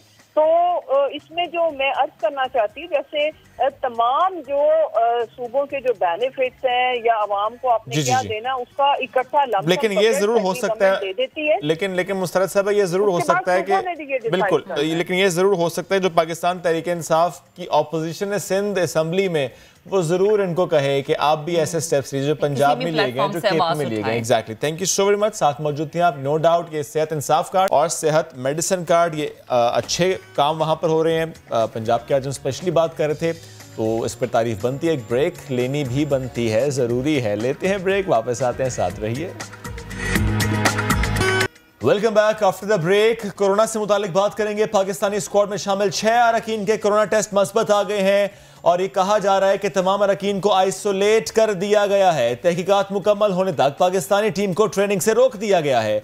लाहौर से जब ये डिपार्चर हुआ था उस वक्त तमाम अरकान के टेस्ट मनफी आए थे, लेकिन अब 6 के टेस्ट पॉजिटिव आए हैं। पाकिस्तानी स्क्वाड इसमें शामिल 6 टीम मेंबर्स, इनके कोरोना टेस्ट पॉजिटिव आए हैं और ये कहा जा रहा है कि इन तमाम अरकान को आइसोलेट कर दिया गया है। तहकीकात होंगी कि कैसे कोविड-19 कॉन्ट्रैक्ट किया, क्योंकि बायोसिक्योर माहौल की बात भी होती है और बहुत एहतियात की जा रही होती है, किसी से मिलने जुलने पर पाबंदी होती है। और पहले टेस्ट नेगेटिव आए थे, कहां पर गलती हुई, कहां पर कोताही हुई, इसकी तहकीकात होंगी। अभी अहम खबर यह है कि बिलावल भुट्टो जरदारी का कोरोना का जो टेस्ट है वो मस्बत आया है। खुद को उन्होंने करंतना कर लिया है और बहन की मंगनी में शिरकत अब मशकूक हो गई है। बिलावल भुट्टो जरदारी कोरोना का शिकार हो गए हैं। याद रहे कि परसों उन्होंने अपना नमूना दिया था टेस्ट के लिए और कल ये रिपोर्ट आई, और जब ये रिपोर्ट आई तो ये रिपोर्ट पॉजिटिव थी। संजय साधवानी हमें ज्वाइन कर चुके हैं इस पर, उनसे बात करते हैं। संजय, हम कल भी ये बात कर रहे थे कि उन्होंने मुलाकात भी की थी और भी दीगर मुलाकातें हुई, तो बिलावल का कोरोना पॉजिटिव आया। खानदानी ज़राए इस हवाले से क्या बता रहे हैं? जी बिल्कुल, chairman Pakistan People's Party Bilawal Bhutto Zardari गुज़िश्ता 1 महीने से गिलगित के में थे। इलेक्शन मुहिम उन्होंने वहां पर चलाई, जिसके बाद वो पेशावर के जलसे में भी गए थे। 2 रोज कबल उनके पॉलिटिकल सेक्रेटरी जमील सुमरो का कोरोना टेस्ट मुस्बत आया था। बिलावल भुट्टो में भी हल्के अलामात थे और वो उन्होंने आइसोलेट खुद को किया हुआ था। एक टेस्ट पहले दिया गया था जो मुस्बत आया, हमारे जराए कहते हैं, लेकिन उन्हें जो है कुछ शक था तो दोबारा टेस्ट दिया गया और जब दूसरा टेस्ट की रिपोर्ट भी मुस्बत आई है और अब जो है वो बिलावल भुट्टो में कोरोना वायरस की तस्दीक हो गई है। अच्छा संजय, मंगनी की तकरीब में तो ज़ाहिर शिरकत अब उनकी मशकूक हो गई है, आपने कल भी हमें बताया था। लेकिन सर मुझे ये बताएंगे संजय, वीडियो लिंक से खिताब करने की वो बात कर रहे हैं कि वो जो जलसा है यौम तासीस का जलसा, उससे मुताल्लिक ट्वीट उन्होंने किया कि बजरिया वीडियो लिंक खिताब करेंगे। आइसोलेशन में वो खुद भी हैं, कोरोना वायरस से मुतासर भी हुए हैं, लेकिन जलसा फिर भी होगा, आवाम फिर भी इकट्ठी होगी। क्यों मैसेज नहीं दिया जा रहा इनकी तरफ से कि जलसा ना हो, लोग इकट्ठे ना हो? देखिए ये तो उनका जाती फैसला है, क्योंकि खुद में कोरोना वायरस मुस्बत आया है। हालांकि उन्हें अब सोचना चाहिए कि मौजूदा सूरत हाल में ये वायरस तेजी से फैल रहा है, आवाम का ख्याल करना चाहिए। लेकिन इस सिलसिले में हम तो कुछ नहीं कह सकते, जाती तज्जिया एज ए रिपोर्टर में नहीं दे पाता। दूसरी बात कि उनके लेकिन संजय, क्या ऐसी कोई बात हुई है, क्या ऐसी कोई डिस्कशन हुई है कि बिलावल के कोरोना टेस्ट मस्बत आने के बाद पीपल्स पार्टी सिंध हुकूमत ये ऐलान करे कि कोई गैदरिंग ना हो, कोई पॉलिटिकल गैदरिंग ना हो? देखिए सिंध हुकूमत, अगर हम सिंध हुकूमत और को अलग कर लें तो सिंध हुकूमत ने तो सूबे भर में पाबंदी का नोटिफिकेशन जारी किया कि कोई गैदरिंग नहीं होगी, लेकिन जलसे होंगे। 26 नवंबर को जो है मौलाना फजल रहमान का जलसा भी है लाड़काना में, आइंदा कुछ दिनों का पीपल्स पार्टी की तकरीबात भी हैं। तो सियासी गैदरिंग हो रही है, इन्हें यकीनन मौजूदा सूरत हाल में इस फैसले पर नजर बिल्कुल आप संजय 26 नवंबर की बात करें, आज 26 नवंबर, ये भी देखना ये है कि शायद में भी इस कंडीशन को देखते हुए कोई पॉजिटिव स्टेप हम देखें कि ऑपोजिशन की तरफ से ले लिया जाए। बेहद शुक्रिया, आप हमें इस खबर पे डिटेल्स दे रहे थे। एक अच्छी और बड़ी खबर आपको देंगे, मेडिकल के शोबे से ये खबर है। फॉलेज पैरालिसिस, इसके मरीजों के लिए अच्छी खबर है। पाकिस्तान में पहली बार फॉलेज के मरीज के दिमाग में स्टेंट डाला जाएगा। कौमी इदारा बराए अमराज क़ल्ब NICVD यहाँ पर फॉलेज के मरीजों के लिए नई टेक्निक का ऐलान किया गया है। फॉलेज के अटैक के 4 घंटे के अंदर मुतासर होने वाले मरीज के दिमाग की बंद होने वाली शरियान को खोलने के लिए एंजियोप्लास्टी के तर्ज पर स्टेंट डाला जाएगा। इस तरीके इलाज से मुतालिक आज हम बात करेंगे। हमें ज्वाइन किया है executive director NICVD professor Nadeem Qamar sahab ने। सर बहुत शुक्रिया आपके वक्त का।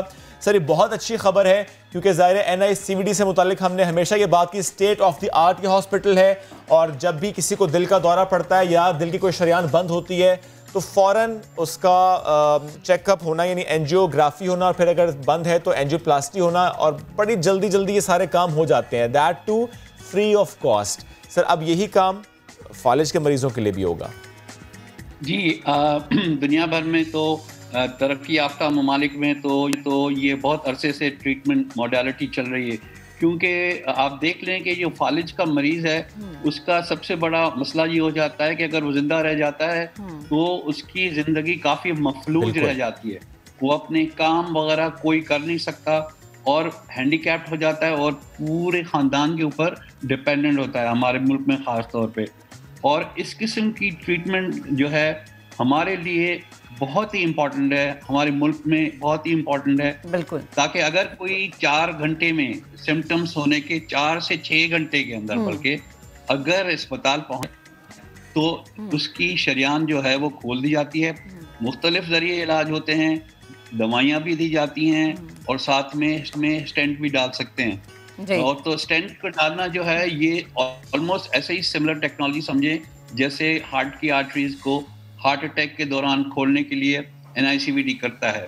हम लोग हर मरीज जो हार्ट अटैक से आता है उसको करते हैं, तो इस तरह से फालिज का दौरा रुक जाता है। ठीक, अच्छा प्रोफेसर साहब सॉरी मैं आपको रोक रही हूँ, बस एक चीज़ की रहनुमाई कर दें, क्या ये फ्री ऑफ कॉस्ट होगा, इसकी कोई कीमत अदा नहीं करनी पड़ेगी जो भी आएगा इस इलाज के लिए? NICVD में तमाम इलाज फ्री ऑफ कॉस्ट है, तमाम इलाज फ्री ऑफ कॉस्ट है।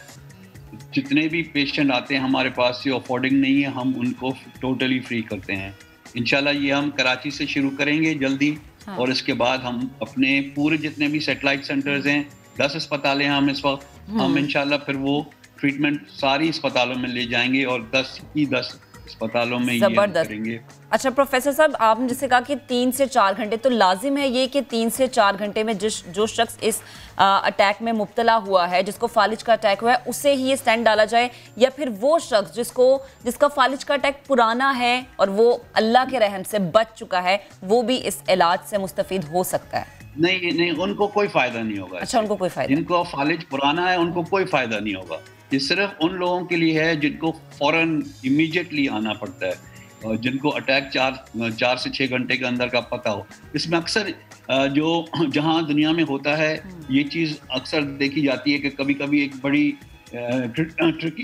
ट्रिकी सिचुएशन ये होती है कि जो वो सोते होते हैं और सुबह उठते हैं तो पता चलता है इनको फालिज हो गया। तो इसमें ये समझ में नहीं आ रहा होता कि एक्चुअल फालिज का टाइम क्या है। तो इसमें हमारे पास जनरली हमें ये नॉलेज है मेडिकल साइंस में कि ये हार्ट अटैक्स और फालिज अटैक जो हैं वो सुबह 3 बजे से सुबह 10 बजे के दरमियान होते हैं ज़्यादा से ज़्यादा। तो हम उससे भी अंदाजा लगा सकते हैं कि वो अटैक किस वक्त हुआ। सही। वरना जिसको हो रहा है वो दिन का टाइम है, तो वो 4 से 6 घंटे के अंदर अगर अस्पताल आ जाएगा तो इंशाल्लाह हम उसको स्टेंट डाल देंगे, उसका फालिज जो है वो प्रिवेंट हो जाएगा। बिल्कुल बहुत बड़ी अचीवमेंट नो डाउट साइंस की और टेक्नोलॉजी की, एक बहुत बड़ी अचीवमेंट। नो डाउट सर, ज़ाहिर है पूरी जिंदगी उसकी बच जाएगी, वो बिस्तर पर लग के नहीं बैठा रहेगा। एग्जैक्टली सर, ज़ाहिर है ये जी बोले प्लीज सर, आप अपनी बात मुकम्मल कीजिए पहले। हमारे मुल्क का मसला ये होता है कि ये बीमारियां हमारे मुल्क में ये अर्ली एज में होती हैं, 40, 40s में, 50s में, और उस टाइम पे होती हैं जब हमारा जो वर्कर है, जो वर्किंग क्लास का आदमी है, मजदूर है या लेबर है या रिक्शा चलाता है या ऑफिस जाता है, वो पूरी फैमिली को सपोर्ट कर रहा होता है। बिल्कुल। यानी न सिर्फ अपने बच्चे, अपनी वाइफ, बल्कि अपने पेरेंट्स और अपने अक्सर बचते अपने भाइयों को। तो क्योंकि हमारे पास एक एक्सटेंडेड फैमिली सिस्टम है, तो वो सारे के सारे मुतासर हो जाते हैं। आप समझ लें कि तकरीबन बिल्कुल ऐसे बिल्कुल आ जाते हैं जीरो के। सर ज़ाहिर है कोई शख्स है अगर कराची में और खुदा न खास्ता ये मामला होता है, उसके लिए तो NICVD पहुंचना बहुत आसान होगा, और अगर आसपास का शहर है उसके लिए भी शायद इतना मुश्किल नहीं होगा, बिकॉज आपने खुद कहा 4 से 6 घंटे तक आप इसको टाइम दे रहे हैं कि उस टाइम में अगर पहुंच जाएगा तो इलाज हो पाएगा। सर समझने के लिए ये प्लीज़ बताइए, ये इलाज नॉर्मली अगर किसी प्राइवेट हॉस्पिटल से किसी और मुल्क में जाके करवाया जाए या होता हो, क्या कॉस्ट होती है? क्योंकि ज़ाहिर आप लोग फ्री ऑफ कॉस्ट करेंगे, कितने पैसे बच जाएंगे उस एक मरीज के इस इलाज से, क्योंकि ज़ाहिर आप लोग फ्री ऑफ कॉस्ट कर रहे हैं? मेरा अंदाजा है कि 4 से 5 लाख मिनिमम, कम से कम 4 से 5 लाख की बचत होगी। दूसरी, इससे पहले जो आपने बात कही उसका मैं जवाब ये दूं कि जी, जो हमने सैटेलाइट सेंटर्स खोले हुए हैं NICVD के, सक्कर से लेके मिट्टी तक 10 सेंटर खोले हुए हैं, तो उनका मकसद ही ये है क्योंकि वक्त पर लोग आ सके। अभी आप देखेंगे हार्ट अटैक होता है, किसी भी सूबे के किसी भी हिस्से में किसी को भी हार्ट अटैक होता है तो वो 2 घंटे के अंदर अंदर हमारे किसी न किसी सैटेलाइट सेंटर में पहुंच जाता है। एक्सेस है, पूरे प्रोविंस में एक्सेस है। बिल्कुल। तो इस तरह से अगर हम ये इंशाल्लाह काम हम सारे सैटेलाइट्स में करेंगे अल्टीमेटली, तो इस कम से कम इस सूबे में तो हर एक को एक्सेस है। लेकिन इसके अलावा आप देखें सक्कर का हमारा सेंटर, रहीम यार खान, सदर्न पंजाब, बलूचिस्तान, सबको सर्व करता है। तो हम सिर्फ सिंध को नहीं सर्व कर रहे होते, बल्कि पाकिस्तान के बहुत बड़े हिस्से को। एक्यूट MRI में हम लोग सदर्न पंजाब और बलूचिस्तान को भी बहुत ज़्यादा सर्व कर रहे हैं। बिल्कुल ठीक, बिल्कुल ठीक। सर एक बात और सर, क्योंकि वक्त कम है, बस एक खुशखबरी आपने सुनाई थी, मैं वो चाह रहा हूँ कि हमारे नाज़रीन को ज़रा दोबारा से सुना दीजिएगा। हार्ट ट्रांसप्लांट की तैयारियां भी NICVD कर है, सर क्या डिटेल्स हैं इसकी? पहला हार्ट ट्रांसप्लांट कब होगा? जी देखें, हार्ट ट्रांसप्लांट के काफ़ी मराहल है, लेकिन हम फरवरी में इंशाल्लाह हम ये टेक्नोलॉजी अचीव कर लेंगे। हमारे पास ऐसे डॉक्टर्स, ऐसी टीम हमारे पास इंशाल्लाह ज्वाइन करेगी जो एक्सपर्ट्स हैं हार्ट ट्रांसप्लांट में।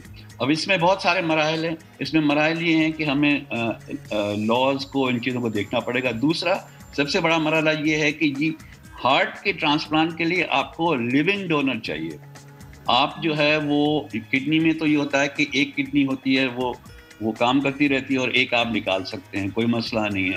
बाकी काफ़ी जो ट्रांसप्लांट्स होते हैं दूसरे, उनमें अगर इंसान की मौत भी हो जाए तो वो ट्रांसफ़र हो जाता है। लेकिन हार्ट में ऐसे लोग होते हैं जिनके अल्लाह ने करे, खुदा न खास्ता, लेकिन अनफॉर्चुनेटली उनके जो है वो ब्रेन डेड हो जाते हैं। और अक्सर बेशतर ये यंग लोग होते हैं जो एक्सीडेंट्स में होते हैं इन्वॉल्व, या किसी कोई भी तो उनका हार्ट फिर किसी को लगाकर हार्ट नॉर्मल रहता है। ठीक है, उसको लिविंग हार्ट को निकाल के ट्रांसमिट करना होता है। ठीक है, उसका भी एक टाइम पीरियड है, वो भी 4 से 6 घंटे के अंदर उसको निकाल के एक की बॉडी से उसको दूसरे की बॉडी में जो है वो बिल्कुल ठीक है। और अब आप कह रहे हैं कि फरवरी में आप लोग ये भी कर पाएंगे। प्रोफेसर नदीम कमर साहब, बहुत शुक्रिया।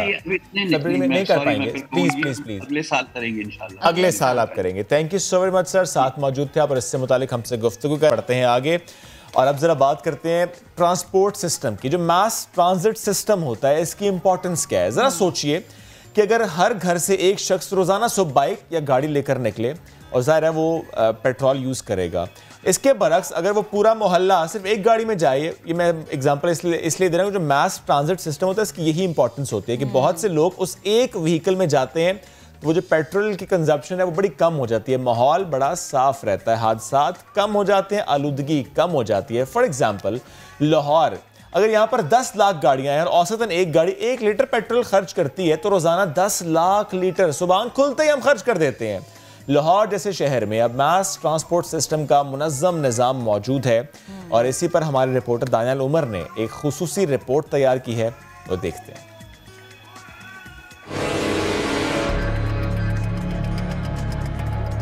लाहौर में स्मॉग ने डेरे डाले हुए हैं, जिसकी सबसे बड़ी वजह है बेहंगम ट्रैफिक। अगर मास ट्रांजिट पर शिफ्ट हुआ जाए तो इस बेहंगम ट्रैफिक के साथ साथ माहौलियाती आलूदगी को भी कंट्रोल किया जा सकता है। पंजाब मास ट्रांजिट अथॉरिटी की जानिब से ऑरेंज लाइन ट्रेन का मंसूबा शुरू किया गया। एक ट्रेन के अंदर बैक वक्त 250 मुसाफिर सफर कर सकते हैं। सारे दिन में 2,50,000 से ज्यादा मुसाफिर इसमें बैठकर अपनी मंजिल को पहुंच सकते हैं। 27 किलोमीटर के इस ट्रैक का किराया सिर्फ 40 रुपए है। और अगर बात करें नीचे सड़क की, तो सड़क पर 250 गाड़ियां अलग अलग सफर करती हैं। उन 250 गाड़ियों में 250 अफराद अलग अलग अपनी मंजिल की तरफ जाते हैं, जिसकी वजह से एक तो बेहंगम ट्रैफिक होती है, ट्रैफिक में इजाफे की वजह से वक्त नहीं बचता। इस तमाम ट्रैक को पूरा करने के लिए ऑरेंज लाइन मेट्रो ट्रेन तकरीबन 50 मिनट का वक्त लेती है, लेकिन अगर आप सड़क से इस तमाम रूट का सफर करें तो 1.5 घंटे से भी ज्यादा का वक्त लगेगा। गाड़ी पर अगर इस पूरे जगह का सफर किया जाए, 27 किलोमीटर पे जो है वो आप गाड़ी लेके चलें तो तकरीबन 500 से ज्यादा का पेट्रोल लगेगा। वक्त भी नहीं बचेगा, बचत भी नहीं होगी। मजीद शहर में इस तरह के मंसूबे भी शुरू किए गए हैं, लेकिन जरूरत है कि लोग उनकी तरफ चलें। अब चलते हैं अगली जानिब और जानते हैं कि मेट्रो बस मंसूबा पे कितनी लोग सफर कर सकते हैं और कितना टाइम जो है वो उससे बच सकता है।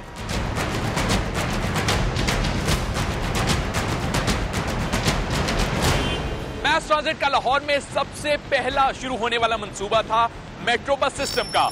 इन 66 बसों को एक ऐसे ट्रैक पर चलाया गया जो कि लाहौर का सबसे मसरूफ तरीन शाहराह थी, फिरोजपुर रोड। गज्जूमता से शादरा और शादरा से गज्जूमता ये बसेस जो है वो चलती हैं और तकरीबन 27 किलोमीटर का ये ट्रैक है जिसमें कुल 45 मिनट का वक्त लगता है। इन 66 बसों के अंदर रोजाना 2 लाख से ज्यादा मुसाफिर सफर करते हैं और एक बस में बैक वक्त 150 से ज्यादा मुसाफिर सफर कर सकते हैं। लेकिन फिर भी ये जो शाहराह है, फिरोजपुर रोड है, ये अब भी सबसे मसरूफ तरीन है। बाइक्स, गाड़ियां, रिक्शे, बेहंगम ट्रैफिक आपको रोजाना की बुनियाद पर यहाँ पर नजर आती है, जो कि नॉइज पोल्यूशन और माहौलियाती आलूदगी जो है वो उसका खासा सबब बन रही है।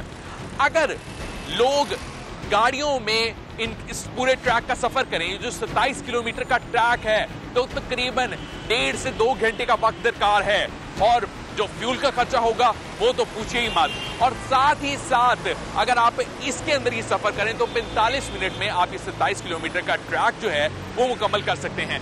अब ये जो 2 बड़े मंसूबे हैं, ऑरेंज लाइन मेट्रो ट्रेन और मेट्रो बस, इनको आपस में जो बसेस मिलाती हैं उनको स्पीडो बसेस कहते हैं। वो बसेस का मंसूबा क्या है, आइए जानते हैं।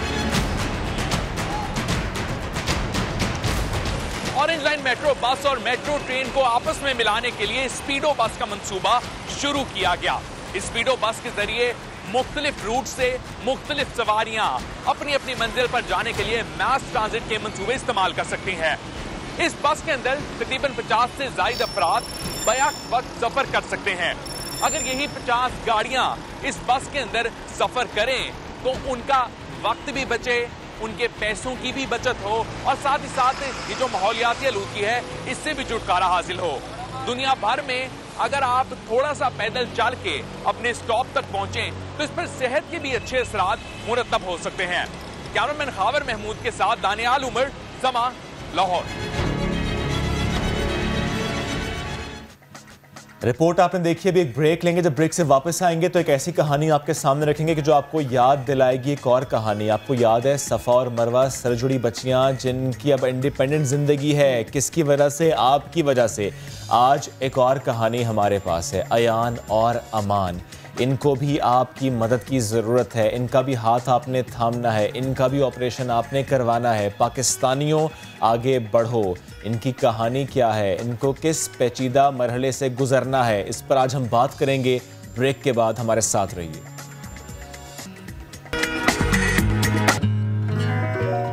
Welcome back after the break. बच्चे सबके सांझे होते हैं, बच्चे जिनकी तकलीफ हम देख नहीं पाते, बच्चे जिनके लिए हम सब कुछ करते हैं, जिनके मुस्तकबिल के लिए हम अपना आज कुर्बान करते हैं, जिनके लिए हम रातें जाग कर गुजारते हैं। बात अगर वालिदैन की करें, लेकिन उसमें भी सिर्फ आज बात क्यों ना सिर्फ वालिदा की करें, उस माँ की करें जिसकी गोद में इस वक्त आप ये दो बच्चे देख रहे हैं, अयान और अमान। ये 8 माह के हैं। जब ये पैदा हुए पैदाइशी तौर पर ये चेस्ट से, सीने से जुड़े हुए थे।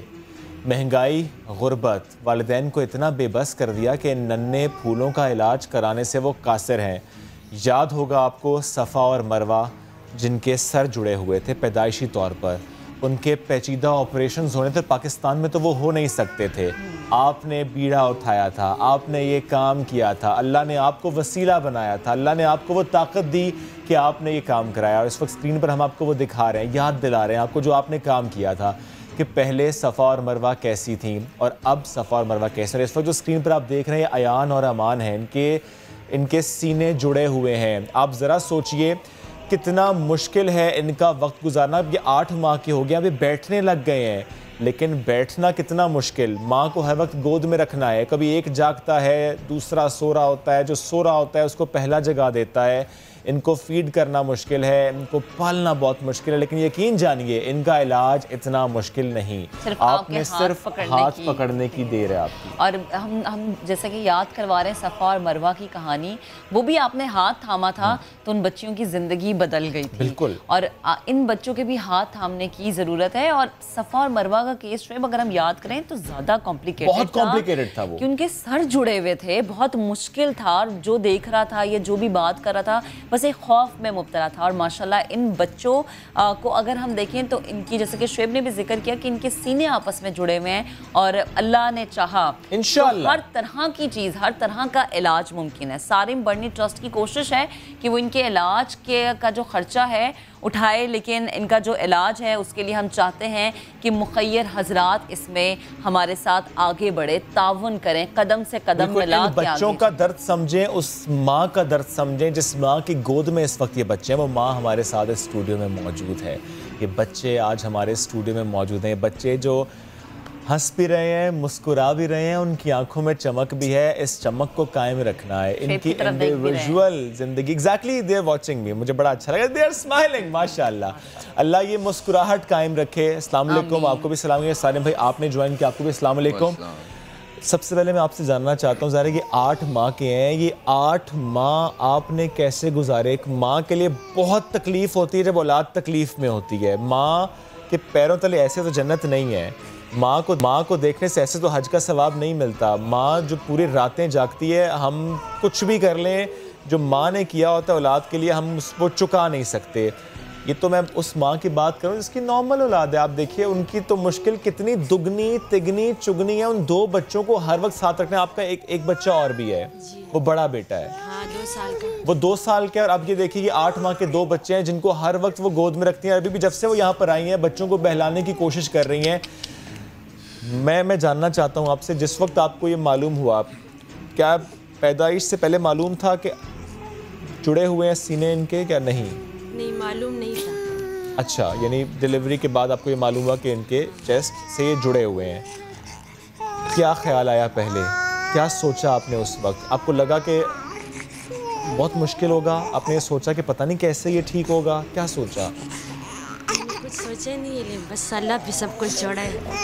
परेशान तो बहुत हुए थे, लेकिन बस इस परेशानी में आप हॉस्पिटल भी गई होंगी, मुख्तलिफ डॉक्टर्स के पास भी गई होंगी। क्या बताया डॉक्टर्स ने? डॉक्टर ने तो यही बताया थे, ज्वाइन है दोनों। अच्छा, तो मुझे नहीं बताया, शोहर को बताया।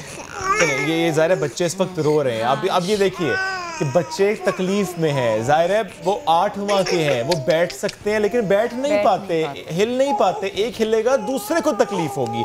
सारिम भाई, हमारे सामने ये बच्चे हैं और ज़ाहिर है ये बहुत तकलीफ की बात है, ये बहुत तकलीफ की बात है। शुएब भाई, मैं इस बात से अल्लाह इन्हें ज़िंदगी सेहत दे और अल्लाह करे इनका ऑपरेशन हो और कामयाब हो और ये चलते फिरते आइंदा आए इधर स्टूडियो के अंदर इंशाअल्लाह। मुझे एक जुमला सफ़ा और मरवा का याद है और शुक्र है कि उन्होंने तब वो मेरे सामने कहा जिस वक्त वो दोनों अलग होकर के आई थी। अगर वो उस वक्त कहते जब वो जुड़ी हुई थी तो शायद मैं रात को सो भी नहीं पाता। कहते थे हमें सिर्फ एक परेशानी खाई जा रही थी कि अगर इन 2 में से एक की डेथ हो जाती है अल्लाह तो हम क्या करेंगे। यकीन जाने मेरी रूह कांप गई थी जब मैंने उस बात को सोचा। मैंने बोला यार मेरा भी दिमाग इस तरफ नहीं गया कि अगर अरे एक की ज़िंदगी चली जाती है तो दूसरे के साथ क्या होगा।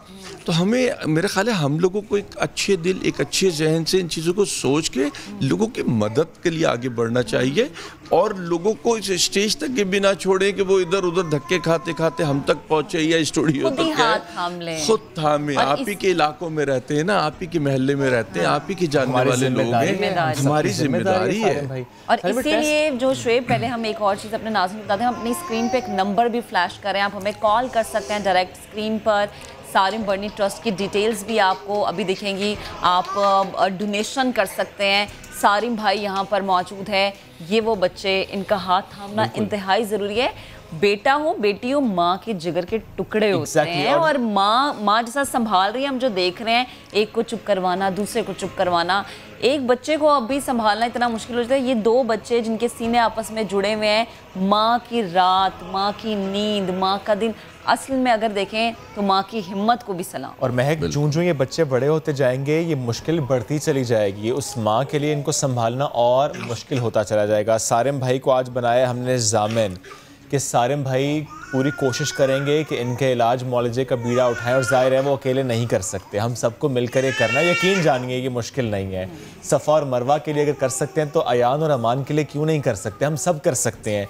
जो पाकिस्तान में मौजूद हैं, ताउन कीजिए, आगे बढ़कर ताउन कीजिए, डोनेट कीजिए ताकि इनका इलाज जल्द से जल्द हो। और जो इंटरनेशनल डोनर्स हैं आप भी कांटेक्ट कर सकते हैं। आपके लिए इस वक्त हम फ्लैश करें कि how you can do that. तो सारिम भाई, थोड़ा सा मुझे प्लीज़ बताइएगा कि बच्चों के टेस्ट हुए, डॉक्टर्स ने क्या बताया, इनकी हालत से मुतालिक क्या इनके अंदर ऑर्गन्स भी जुड़े हुए हैं और ऑपरेशन क्या पाकिस्तान में हो जाएगा? अच्छा शुएब भाई, ये तो बड़े गरीब से बेचारे लोग हैं, सरकारी अस्पतालों में घूमते फिर रहे थे, उन्होंने तो मना कर दिया हमारे पास इसका कोई इलाज नहीं, ना ऐसे टेस्ट है ना कुछ प्राइवेट अस्पतालों में फिर लेके गए, वहाँ से कुछ एक उम्मीद आई है।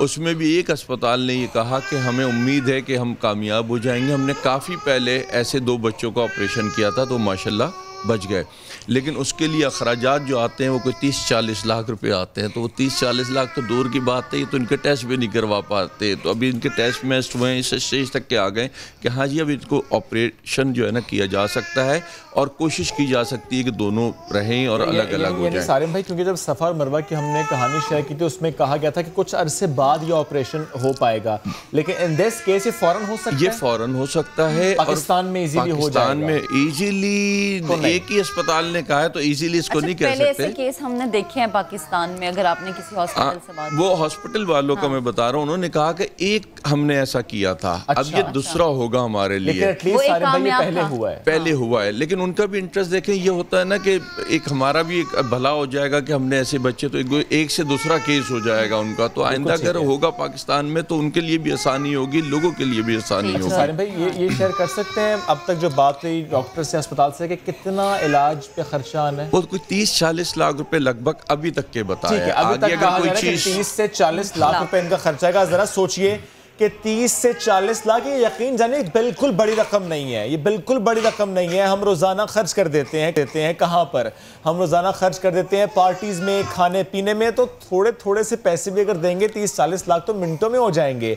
तो प्लीज आगे बढ़िए। गोद बचेगी, एक माँ जो कि उनकी जिंदगियां बचेंगी, उम्मीद लिए हमारे पास बैठी है और बहुत सारे लोगों की मुंतजिर है कि आए, इस माँ का हाथ थामे, इन बच्चों का हाथ थामे, सारिम भाई का बाजू बने और अब बताएं, जैसे हम कहते हैं कि पाकिस्तान जो है बड़ा फहरिस्त में आता है उसमें कि इमदाद करने में, लोगों का साथ देने में, एहसास करने में, एहसास करना इस बात का। देखिए वो माँ 24 घंटे इन बच्चों को बहलाती है, 24 घंटे कि बच्चे जब से यहाँ पर आए देखिए वो रो रहे हैं क्योंकि वो तकलीफ में है और माँ को उनको संभालना है। माँ के पास तो वो ऑप्शन नहीं कि माँ इन बच्चों को कहीं लेटा दे, माँ किसी झूले में लेटा दे, नहीं, माँ को तो इनको अपनी गोद में रखना है। ये बच्चे मुसलसल रो रहे हैं, बिलक रहे हैं, ये तकलीफ में है, इनकी तकलीफ हमने समझनी है। बाप बन के समझिए, भाई बनकर समझिए, बेटा बन के समझे, माएँ तो सबकी सांझी होती हैं। मैं तो कहता हूँ एक इंसान बन के सोचिए, बहुत खूबसूरत बात है, इंसान बने और समझे, इंसान बनकर सोच लें, जरा सी मदद करें। 30-40 लाख कोई बड़ी रकम नहीं है, फौरन से हम इकट्ठी कर सकते हैं। आपने सिर्फ कांटेक्ट करना है। सारिम भाई को डिटेल्स हम उनके चला रहे हैं। मैं फिर से बता रहा हूं कि जो पाकिस्तान में रहने वाले हैं उनके लिए भी डिटेल्स हम चला रहे हैं और जो इंटरनेशनल डोनर्स हैं वो किस तरह से कंट्रीब्यूट कर सकते हैं उनके लिए भी डिटेल्स इस वक्त समा की स्क्रीन पर हम आपको दिखा रहे हैं। प्लीज आगे बढ़िए, ये बहुत आसान है, बहुत आसान है। 22 करोड़ आवाम है इस मुल्क की, सिर्फ एक रुपए से हम 22 करोड़ पे जमा कर सकते हैं। कॉलर है, तो ये ना सोचें कि कितने देने के, जो दे सकते हैं, जितनी हैसियत है। ये बहुत अच्छी बात सारे मैंने कि 1 रुपया भी दे सकते हैं तो दीजिए। 1 रुपया, वो जो कतरा होगा वो समंदर बनेगा। मुसरत ने हमें ज्वाइन किया कराची से। मुसरत, क्या कहना चाहेंगी आप? अस्सलाम वालेकुम। वालेकुम सलाम। बस मुझे अभी टीवी पे न्यूज़ में देखा, मुझे बहुत तकलीफ हो रही है, मैं बयान नहीं कर सकती, और बस मुझे तरीका बता दीजिए कि ये पेमेंट सारिम भाई को किस तरह देनी है, और मेरे जितने भी जानने वाले हैं मैं अपने तौर से उन सब से कलेक्ट करके सारिम भाई तक इनकी मदद के लिए पैसे पहुंचा। अल्लाह ये मदद कबूल करे मुसरत, अल्लाह आपकी मदद कबूल करे। माशाल्लाह माशाल्लाह माशाल्लाह। ये पहली कॉल, लोगों से कलेक्ट करके मैं सारिम भाई तक पहुंचाऊंगी। माशाल्लाह भाई मेरे लिए सब कुछ है। माशाल्लाह मुसरत, बहुत शुक्रिया, अल्लाह आपको जज़ाए खैर दे। ये बहुत अच्छा किया आपने, कॉल भी की और आपने खुद तो 50,000 रुपए डोनेट किए हैं। आप सारिम भाई को डोनेट इस तरीके से कर सकते हैं, स्क्रीन पर हम फ्लैश करें डिटेल्स, अकाउंट नंबर, इनके मोबाइल नंबर्स भी आप इन्हें कांटेक्ट कर सकती हैं। और ये सारिम भाई उन्होंने बड़ी अच्छी बात की, वो खुद तो डोनेट करेंगी, वो अपने आसपास लोगों को भी कहेंगे कि मोटिवेट कर रही हैं कि डोनेट। जज़ाकल्लाह मुसरत, जज़ाकल्लाह। मिलके ही होते हैं, मिलके हम करें, हम भी तो आपसे मिलके, सबसे मिलके ही मदद कर रहे हैं ना, तो लोग भी ऐसे अगर एक दूसरे से राब्ते करें तो मेरे ख्याल में बड़ा अच्छा काम हो सकता है। और वो वाली बात मेरी सोच के जो सफा मरवा के मुसरत, ये इस वक्त हम स्क्रीन पर दिखा रहे हैं SarimBaniTrust.org, ये भी बता रहे हैं और नंबर्स भी चल रहे हैं। और आई गेस हमारे पास इस वक्त अकाउंट नंबर शायद फ्लैश नहीं हो रहा, नंबर्स फ्लैश है। सारे भाई आप प्लीज बता देंगे। SarimBaniTrust.org जो वेबसाइट है उस पे पेपाल पे बाहर वाले भी इजीली दे सकते हैं। और ये तो कराची से ही कैसे डोनेट करेंगे? कराची से हमसे ऑफिस के नंबरों पे जो नंबर चल रहे हैं राब्ता करें तो प्रॉपर अकाउंट डिटेल दे देंगे। अकाउंट डिटेल जरा लंबी होती है इसलिए स्क्रीन पे, इसलिए हम फ्लैश नहीं कर सकते। तो आप इस नंबर पे कॉल कीजिएगा, इवन जो हमारा कंट्रोल रूम है आपको इस कॉल के बाद वो गाइड भी कर देगा।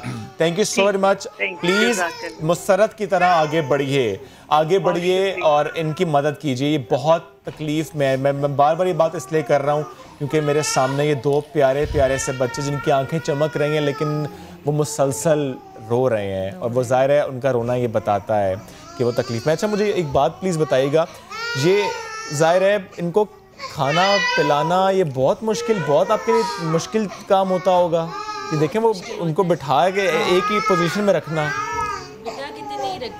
लेट के लेट जाते हैं ये। हाँ। तो ऐसा कभी होता है कि एक को खुदा न खास्ता कोई बुखार है तो दूसरे के साथ भी ऐसा ही कोई मसला होता हो? हाँ, एक के साथ जब होता है तो दूसरा ऐसे इसके साथ तकलीफ में होता है।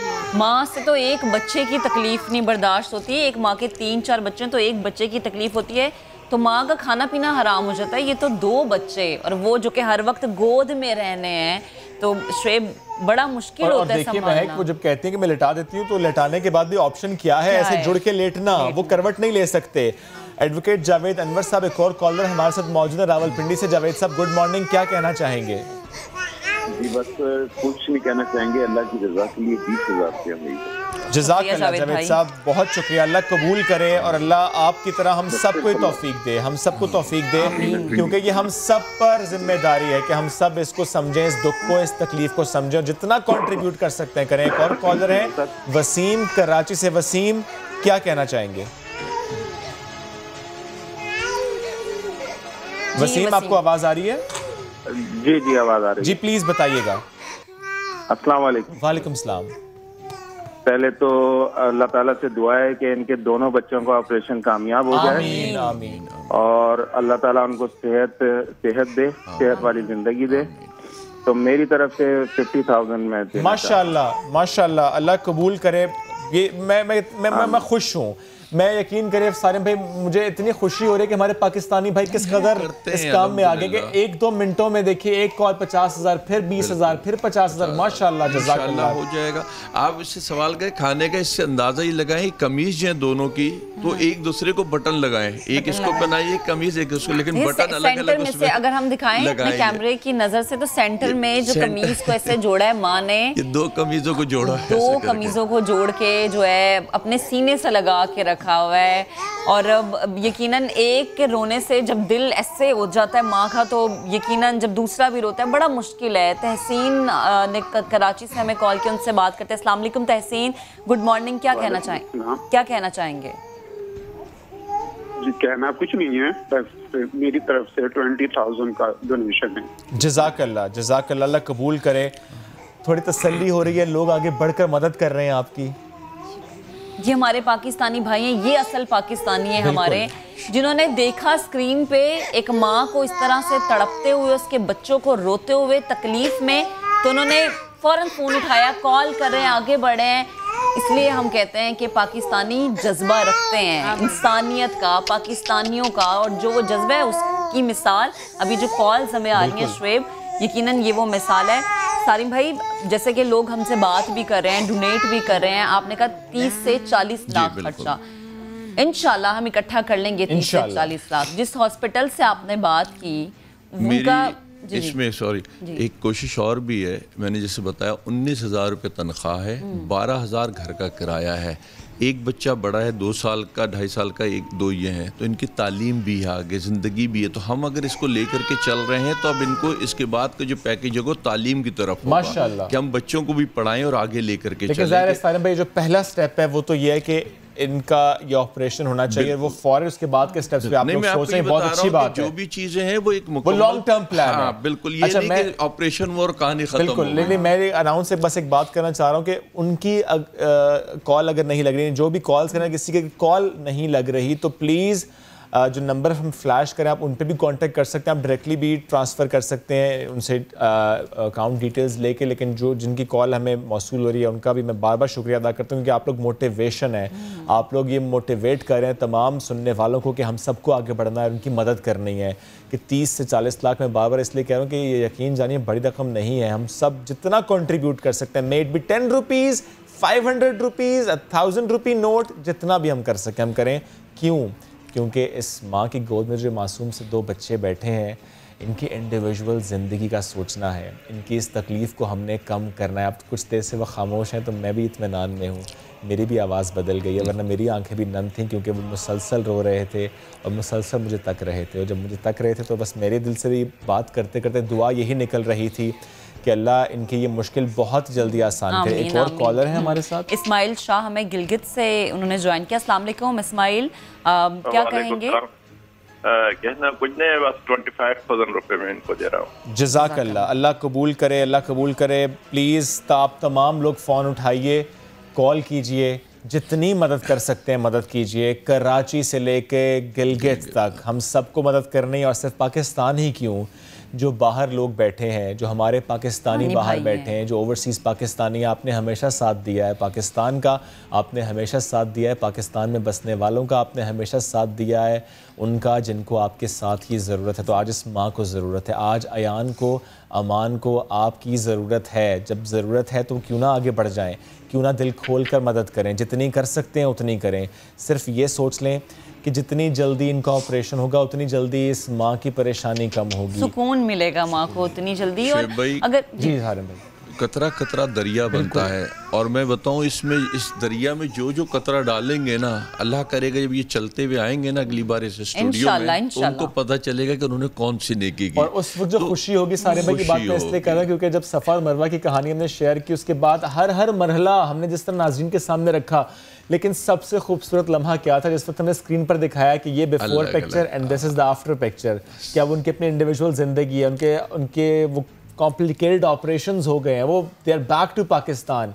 तो वो 4 सद्दा की सर जुड़ी बहनें हमें इसलिए भी याद रहती हैं कि ज़ाहिर है बहुत मुश्किल था वो काम, लेकिन अल्लाह ने करवाया, अल्लाह ने करवाया, और अब भी होगा इंशाल्लाह, मुझे उम्मीद है और मुझे यकीन है। हमने तो इनके साथ देना ही देना है ना, मकसद ये है कि मगर हम भी कैसे देते हैं, हम लोगों ही की मदद से करते हैं, तो अल्लाह पाक करेगा कोई ना कोई रास्ता इनके लिए हमवार होगा और ये होंगे। लेकिन मैं इस वक्त ये नहीं सोच रहा, मैं ये सोच रहा हूँ कि अगली बार अल्लाह करे इन दोनों को अल्लाह जिंदगी दे, चलते हुए आएंगे वो खुशी हमारी जो होगी या लोगों की वो तो नाकाबिले बयान होगी। सारे भाई अगर ये फौरन से जमा हो जाता है आज ही के दिन में, इंशाल्लाह मुझे पूरी उम्मीद है कि हम जमा कर पाएंगे, तो कितनी जल्दी ऑपरेशन हो पाएगा? बस 2-3 टेस्ट और इनके होंगे, और फिर उसके बाद इंशाल्लाह ये हो सकता है वो एडमिट होकर क्यों हो, या उसके बाद जो है ना एडमिट करें डॉक्टर, और फिर डॉक्टरों पे कि हफ्ते में कर लें, 2 दिन में कर लें। लेकिन उम्मीद है कि विद इन 10 to 15 डेज जो है ना इनका ये प्रोसेस पूरा हो जाएगा इंशाल्लाह ताला। बस फिर जो लोग जहाँ हमें सुन रहे हैं, देख रहे हैं, प्लीज़ फ़ोन उठाएं, इन बच्चों की मदद करें, इस माँ की मदद करें। ये सोचें कि आपका अपना बच्चा जब तकलीफ़ में होता है, हल्की सी भी तकलीफ़ होती है, आपकी नींदें उड़ जाती हैं। सोचें इस माँ का क्या हाल है जो कि बच्चों को सिर्फ थामे हुए हैं, चुप करा रही है, और वो क्या करे। एक और कॉलर है हमारे पास, उमैर फ्रॉम फैसलाबाद। उमैर क्या कहना चाहेंगे, क्या डोनेट करना चाहेंगे, इनकी मुश्किल आसान करने के लिए आप क्या कहेंगे? मैं जी 20,000 रुपया। जज़ाकल्लाह उमैर साहब, बहुत शुक्रिया, अल्लाह कबूल करे। इस वक्त नंबर हम फ्लैश कर रहे हैं, आप इन नंबर्स पे कॉल करके, इवन हमारा कंट्रोल रूम भी आपको गाइड कर देगा, जो अकाउंट नंबर है सालिम बनी ट्रस्ट का, आप वहाँ पर ट्रांजैक्शन कर सकते हैं, वहाँ पर ट्रांसफ़र कर सकते हैं वो अमाउंट। अगर कॉल नहीं मिल रही, मैं बार बार कहूँगा कि प्लीज़ इंतज़ार ना कीजिए, अगर कॉल नहीं मिलती तो कोई बात नहीं, आप उन नंबर्स पर कॉल कीजिए, फ़ौरन से जितनी अमाउंट आप दे सकते हैं वो दीजिए। ख़ुद देने के बाद जो आपसे जुड़े और लोग हैं जिनके हवाले से आप समझते हैं कि वो सपोर्ट कर सकते हैं, उनकी इस्तात है, अल्लाह ने उनको ये क़ुव्वत दी है, तो आप उन्हें प्लीज़ कहिए कि मदद कीजिए। अपना बच्चा समझकर, इन 2 प्यारे प्यारे बच्चों को बिल्कुल अपना बच्चा समझकर सोचिए कि ये आपकी गोद में बैठे हैं, सोचिए कि आप ही माँ हैं, सोचिए कि आप ही बाप हैं, आपकी गोद में ये बच्चे बिलक रहे हैं, रो रहे हैं, तड़प रहे हैं इस तकलीफ़ में। सोचिए चंद माह बाद जब और थोड़े बड़े होंगे, अगर ये ऑपरेशन ना करवा पाए तो चल नहीं पाएंगे। वो कैसे चल पाएंगे? आज जब वो सोते भी हैं तो वो ऐसे सोते हैं, वो करवट नहीं ले सकते, वो हिल नहीं सकते, वो बैठते हैं तो एक पोजीशन में बैठते हैं, एक सोता है दूसरा जाग जाता है, जो दूसरा जागे तो पहला भी जाग जाता है, एक बीमार होता है दूसरा भी बीमार हो जाता है, एक को भूख लगती है उसको खिला रहे हैं दूसरा भी बिलखता है, और इस वक्त भी मुसलसल ये तकलीफ़ में है। सर्दी का भी मौसम है और ऐसे में इस माँ ने सिर्फ इनको पैक रखने की कोशिश की है। और आप देखिए जो शर्ट है, एक शर्ट का जिस तरह का कोट का बटन हम यूँ बंद करते हैं, वो इस बटन को उसमें बंद किया, उस बटन को इसमें इस काज में बंद किया। माँ है ना, माँ ने तो कोई तरीका ढूंढना है अपने बच्चों दुनिया को में रखने का। बहन, हमने दुनिया में देखा है कि ऐसे बच्चे हों या किसी के 4-5 बच्चे हों, तो जो बच्चों के प्रोडक्ट्स वाले होते हैं वो कंपनी सामने आती हैं और उनकी ज़िंदगी भर के अखराजात उठाती हैं उनके इलाज का। लेकिन अफसोस कि हमारे यहाँ सिर्फ हमारे लोग ना बहुत हमारे पाकिस्तानी भाई बड़े हिम्मत वाले हैं, बड़ी अदरवाइज हमारी कंपनीज क्यों नहीं खड़ी होती? लेकिन ये हमने बहुत अच्छी बात की सारे में कि उनके लिए तो ये कुछ भी नहीं है। उन्होंने सिर्फ एक चुटकी में कर देना है, वो इदारे भी हैं, इवन हुकूमत भी कर सकती है। कोई दूध बनाने वाला, कोई पैम्पर बनाने वाला, कोई बच्चों के दीगर प्रोडक्ट, कोई भी आए ना, इनको कहेगी हम खड़ी होती है, हम इनका इलाज कराते हैं, हम इनका, लेकिन अफसोस ऐसा नहीं होता, फिर हमें अपनी पब्लिक के पास जाना पड़ता है। खैर अभी तो मकसद ये है कि हमारा के लोग बस आगे बढ़े, लेकिन ऐसी कंपनीज को आगे आना चाहिए। अच्छा, और सारिम भाई इस वक्त खुशी की बात पता है क्या है, हम सब आगे तो आ रहे हैं, हमारे पास जो कॉल्स आई हैं अभी थर पार्कर से भी आई हैं। अच्छा, हमारी बात उनसे नहीं है, उन्होंने डोनेट किया है माशाल्लाह। थर पार्कर से, थर पार्कर वो इलाका जिससे मुतालिक हम खबरें क्या शेयर करते हैं कि मुश्किल ये इंसानियत है ना शोएब। आप देखें कि कोई मुश्किल में आप उसके लिए आगे बढ़ें, चाहे आप मुश्किल में हैं, आपने इस माँ की मुश्किल को समझा, उसका हाथ थामा, आगे बढ़े। थर पार्कर हो जाए, गिलगित हो जाए, अब कराची, रावलपिंडी, हमें जहाँ जहाँ से कॉल आ रही है, हम मशकूर हैं उन लोगों के कि वो हमारी आवाज़ पर, अल्लाह ने अगर हमें वसीला बनाया है तो इस माँ के लिए, इसके बच्चों के लिए आगे बढ़े हैं। प्लीज़ हम बार बार एक ही बात करें कि जो स्क्रीन पे नंबर फ्लैश हो रहा है, कॉल करें, माँ का सहारा बने।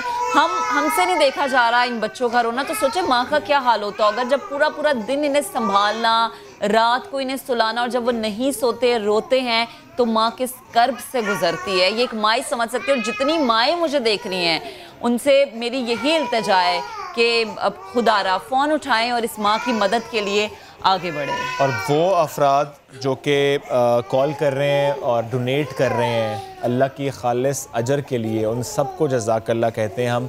बहुत से ऐसे हजरात भी हैं जो कि कॉल करके कहते हैं कि हम बात नहीं करना चाहते, ना ही हम नाम बताना चाहते हैं, हम सिर्फ मदद करना चाहते हैं।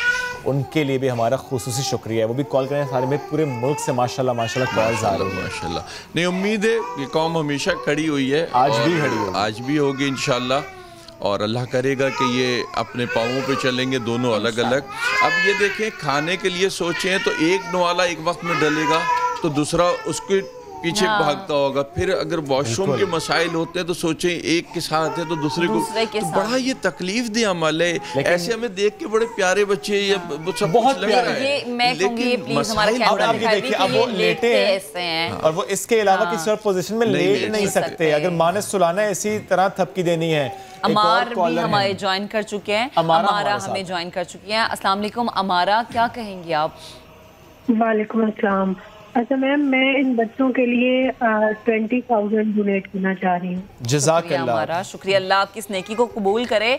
तो जितने लोग हमें देख रहे हैं, जहाँ जहाँ से देख रहे हैं, फ़ोन उठाएं, इस माँ का साथ दें, इन बच्चों का साथ दें, अपने बच्चे समझें। बच्चे सबके एक जैसे होते हैं, माएँ सबकी सांझी होती है, माँ का दुख समझें। और माएँ ज़्यादा दूसरी माओं का सारिम भाई दुख समझ सकती हैं। बिल्कुल, और ये तो बड़ी स्पेशल माँ है। मैं भी इसको कह रहा था, मैं बोला वाकई जो माँ का अल्फाज है ना वो ऐसी ही माओं के लिए है ना, सारा दिन गोद में लेना। से हाँ, किस तरीके से वो संभाल रही है। हमारी माँ ने हमें सिंगल पाल के बड़ा वो किया कि अब कहते हैं ना कि एक रात को बदल नहीं दे सकते। हाँ। तो ये तो बहुत अजीब माएँ होती हैं ऐसी, और किस तरीके से उनको संभाला हुआ है। ये बच्चे यहाँ से लेके यहाँ तक जो है ना, सीने से पेट तक, यहाँ से यहाँ तक के जुड़े। यहाँ तो खैर सिर्फ गोश्त है, लेकिन यहाँ थोड़ा सा वो ऑर्गन्स वगैरह कह रहे हैं कि थोड़ा सा है। अच्छा सारिम भाई, मुझे मैसेजेस भी आ रहे हैं, और वो लोग डोनेट कर रहे हैं। एक दोस्त है मेरे, उन्होंने 10,000 रुपीस डोनेट किए हैं, उन्होंने मुझे मैसेज किया है। जबरदस्त। अच्छा, अभी हमें बताया कि एक शख्स की कॉल आई, उसने कहा कि मैं खुद गरीब हूँ, आज जो मेरे खाने के पैसे हैं वो मैं इस माँ को दूँ। सुभान अल्लाह, ये जज्बा चाहिए इस माँ के लिए, इन बच्चों के लिए। इस तरह के जज्बे पाकिस्तान में रहने वाले वो लोग जो कि ऐसे काम करें, आगे बढ़ें और अपने खाने को, अपनी भूख को छोड़ के शोएब इन बच्चों की तकलीफ देख रहे हैं। लेकिन उन लोगों को भी आगे आना चाहिए जो महंगे महंगे पिज़्ज़े और बर्गर खाते हैं, वो क्यों नहीं आगे आते? मैंने भी यही कहा सारिम भाई, कि सिर्फ इतना ही सोच लें कि अगर आज हम 4-6 लोग चले जाएं किसी रेस्टोरेंट, 10,000 रुपए का बिल ऐसे ही बन जाता है। बिल्कुल। तो आज सोच ले कि आज नहीं खाना, आज वो पार्टी नहीं करनी, आज हमने इकट्ठे नहीं होना, आज हम दाल रोटी खा लेंगे, आज हम दाल चावल खा लेंगे, लेकिन आज हम 10,000 रुपए किसी होटल में नहीं उड़ा कर आएंगे। आज इस माँ को दे देंगे, अपनी बहन समझ कर दे देंगे, इन बच्चों को अपना बच्चा समझ के दे देंगे। सिर्फ एक वक्त का खाना आज अगर हम छोड़ दें कि आज महंगे होटल में नहीं खाना, तो बस इनकी मदद हो जाएगी, इनकी ज़िंदगी बदल जाएगी, इनकी ये जो तड़प है ये कम हो जाएगी, बल्कि यूँ कहिए ख़त्म हो जाएगी। वो जो बार बार बिलक के रोते हैं क्योंकि ज़ाहिर है वो तकलीफ़ में है, अब मूव नहीं कर पा रहे अपनी मर्ज़ी से। और अब से 1-1.5 मिनट बाद हमारा प्रोग्राम तो ख़त्म हो जाएगा, लेकिन आप मुसलसल जो हमें कॉल्स कर रहे हैं, मैं उसके लिए बहुत मशकूर हूँ। आप लोग जो हमारे इस कहने पर, इस प्लेटफॉर्म की वजह से इनकी मदद कर रहे हैं, मैं आपका तहे दिल से मशकूर हूँ। लेकिन इस प्रोग्राम के बाद भी आपने ये सिलसिला बंद नहीं करना, ये सिलसिला रोकना नहीं है। सारिम बर्नी ट्रस्ट की आपने मदद करनी है। आप उन्हें कॉल कीजिए, उनको बताइए कि इन बच्चों की मदद के लिए आप डोनेट करना चाहते हैं। दिल provide the contact details, I mean the account details, और आप फिर कांटेक्ट कर सकते हैं। और प्लीज़ ओवरसीज़ पाकिस्तानी आप भी आगे बढ़िए, जो इदारे हैं वो भी आगे बढ़िए। कि आज हम देखते हैं एक इदारा शुएब अगर आगे बढ़ जाए ना, मुझे नहीं लगता कि किसी भी और शख्स की हमें मदद की ज़रूरत है। अगर इदारे एहसास जिम्मेदारी को समझ लें, इस माँ के कर्ब को समझ लें, बच्चों की चीखें जो इस वक्त हम तो हमारे तो सामने बैठे हैं, इन चीखों को सुन लें, तो किसी और इदारे को, सिर्फ एक इदारे को आगे के आने की मैं चाहता अगर आपके लिए मुमकिन नहीं हो तो बच्चे आपके बिला करें। मैं जानता हूँ बड़ा मुश्किल, लेकिन एक जुमला अगर आप कह सकें अवाम को इन बच्चों की मदद के लिए, खुद से भी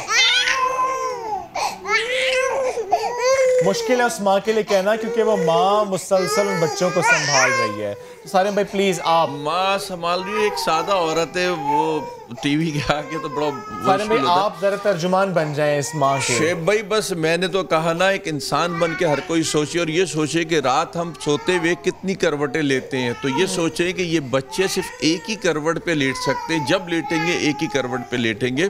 तो मेरा ख्याल है कि दर्द महसूस होता है इंसान को, या ये सोचे। और वो लोग खासतौर पर इनके बाद अल्लाह ने बहुत दौलत दी, औलाद ने दी, वो लोग भी ऐसी चीज़ों को नहीं देखते और सोचते उन्हीं कंपनीज की तरह। और शुएब जिस तरह से बच्चे रो रहे, माँ की आंखें भी नम है। बस इसको आप अपने जहन में बसा लीजिए कि इस माँ की परेशानी कम करने। प्रोग्राम तो हमारा खत्म हो गया, लेकिन आपने कॉल्स भी करनी है सारे भाई को। नंबर इस वक्त भी स्क्रीन पर हम दिखा रहे हैं, कांटेक्ट कीजिए, जितनी मदद कर सकते हैं दिल खोल कर मदद कीजिए। ये हमारी पुरजोर अपील है। इस माँ के दुख को, इसकी परेशानी को हमने ख़त्म करना है। इन बच्चों का मुस्तकबिल हम सब ने मिलकर संवारना। अपने बहुत सा ख्याल रखिए। जज़ाकल्लाह, अल्लाह हाफ़िज़।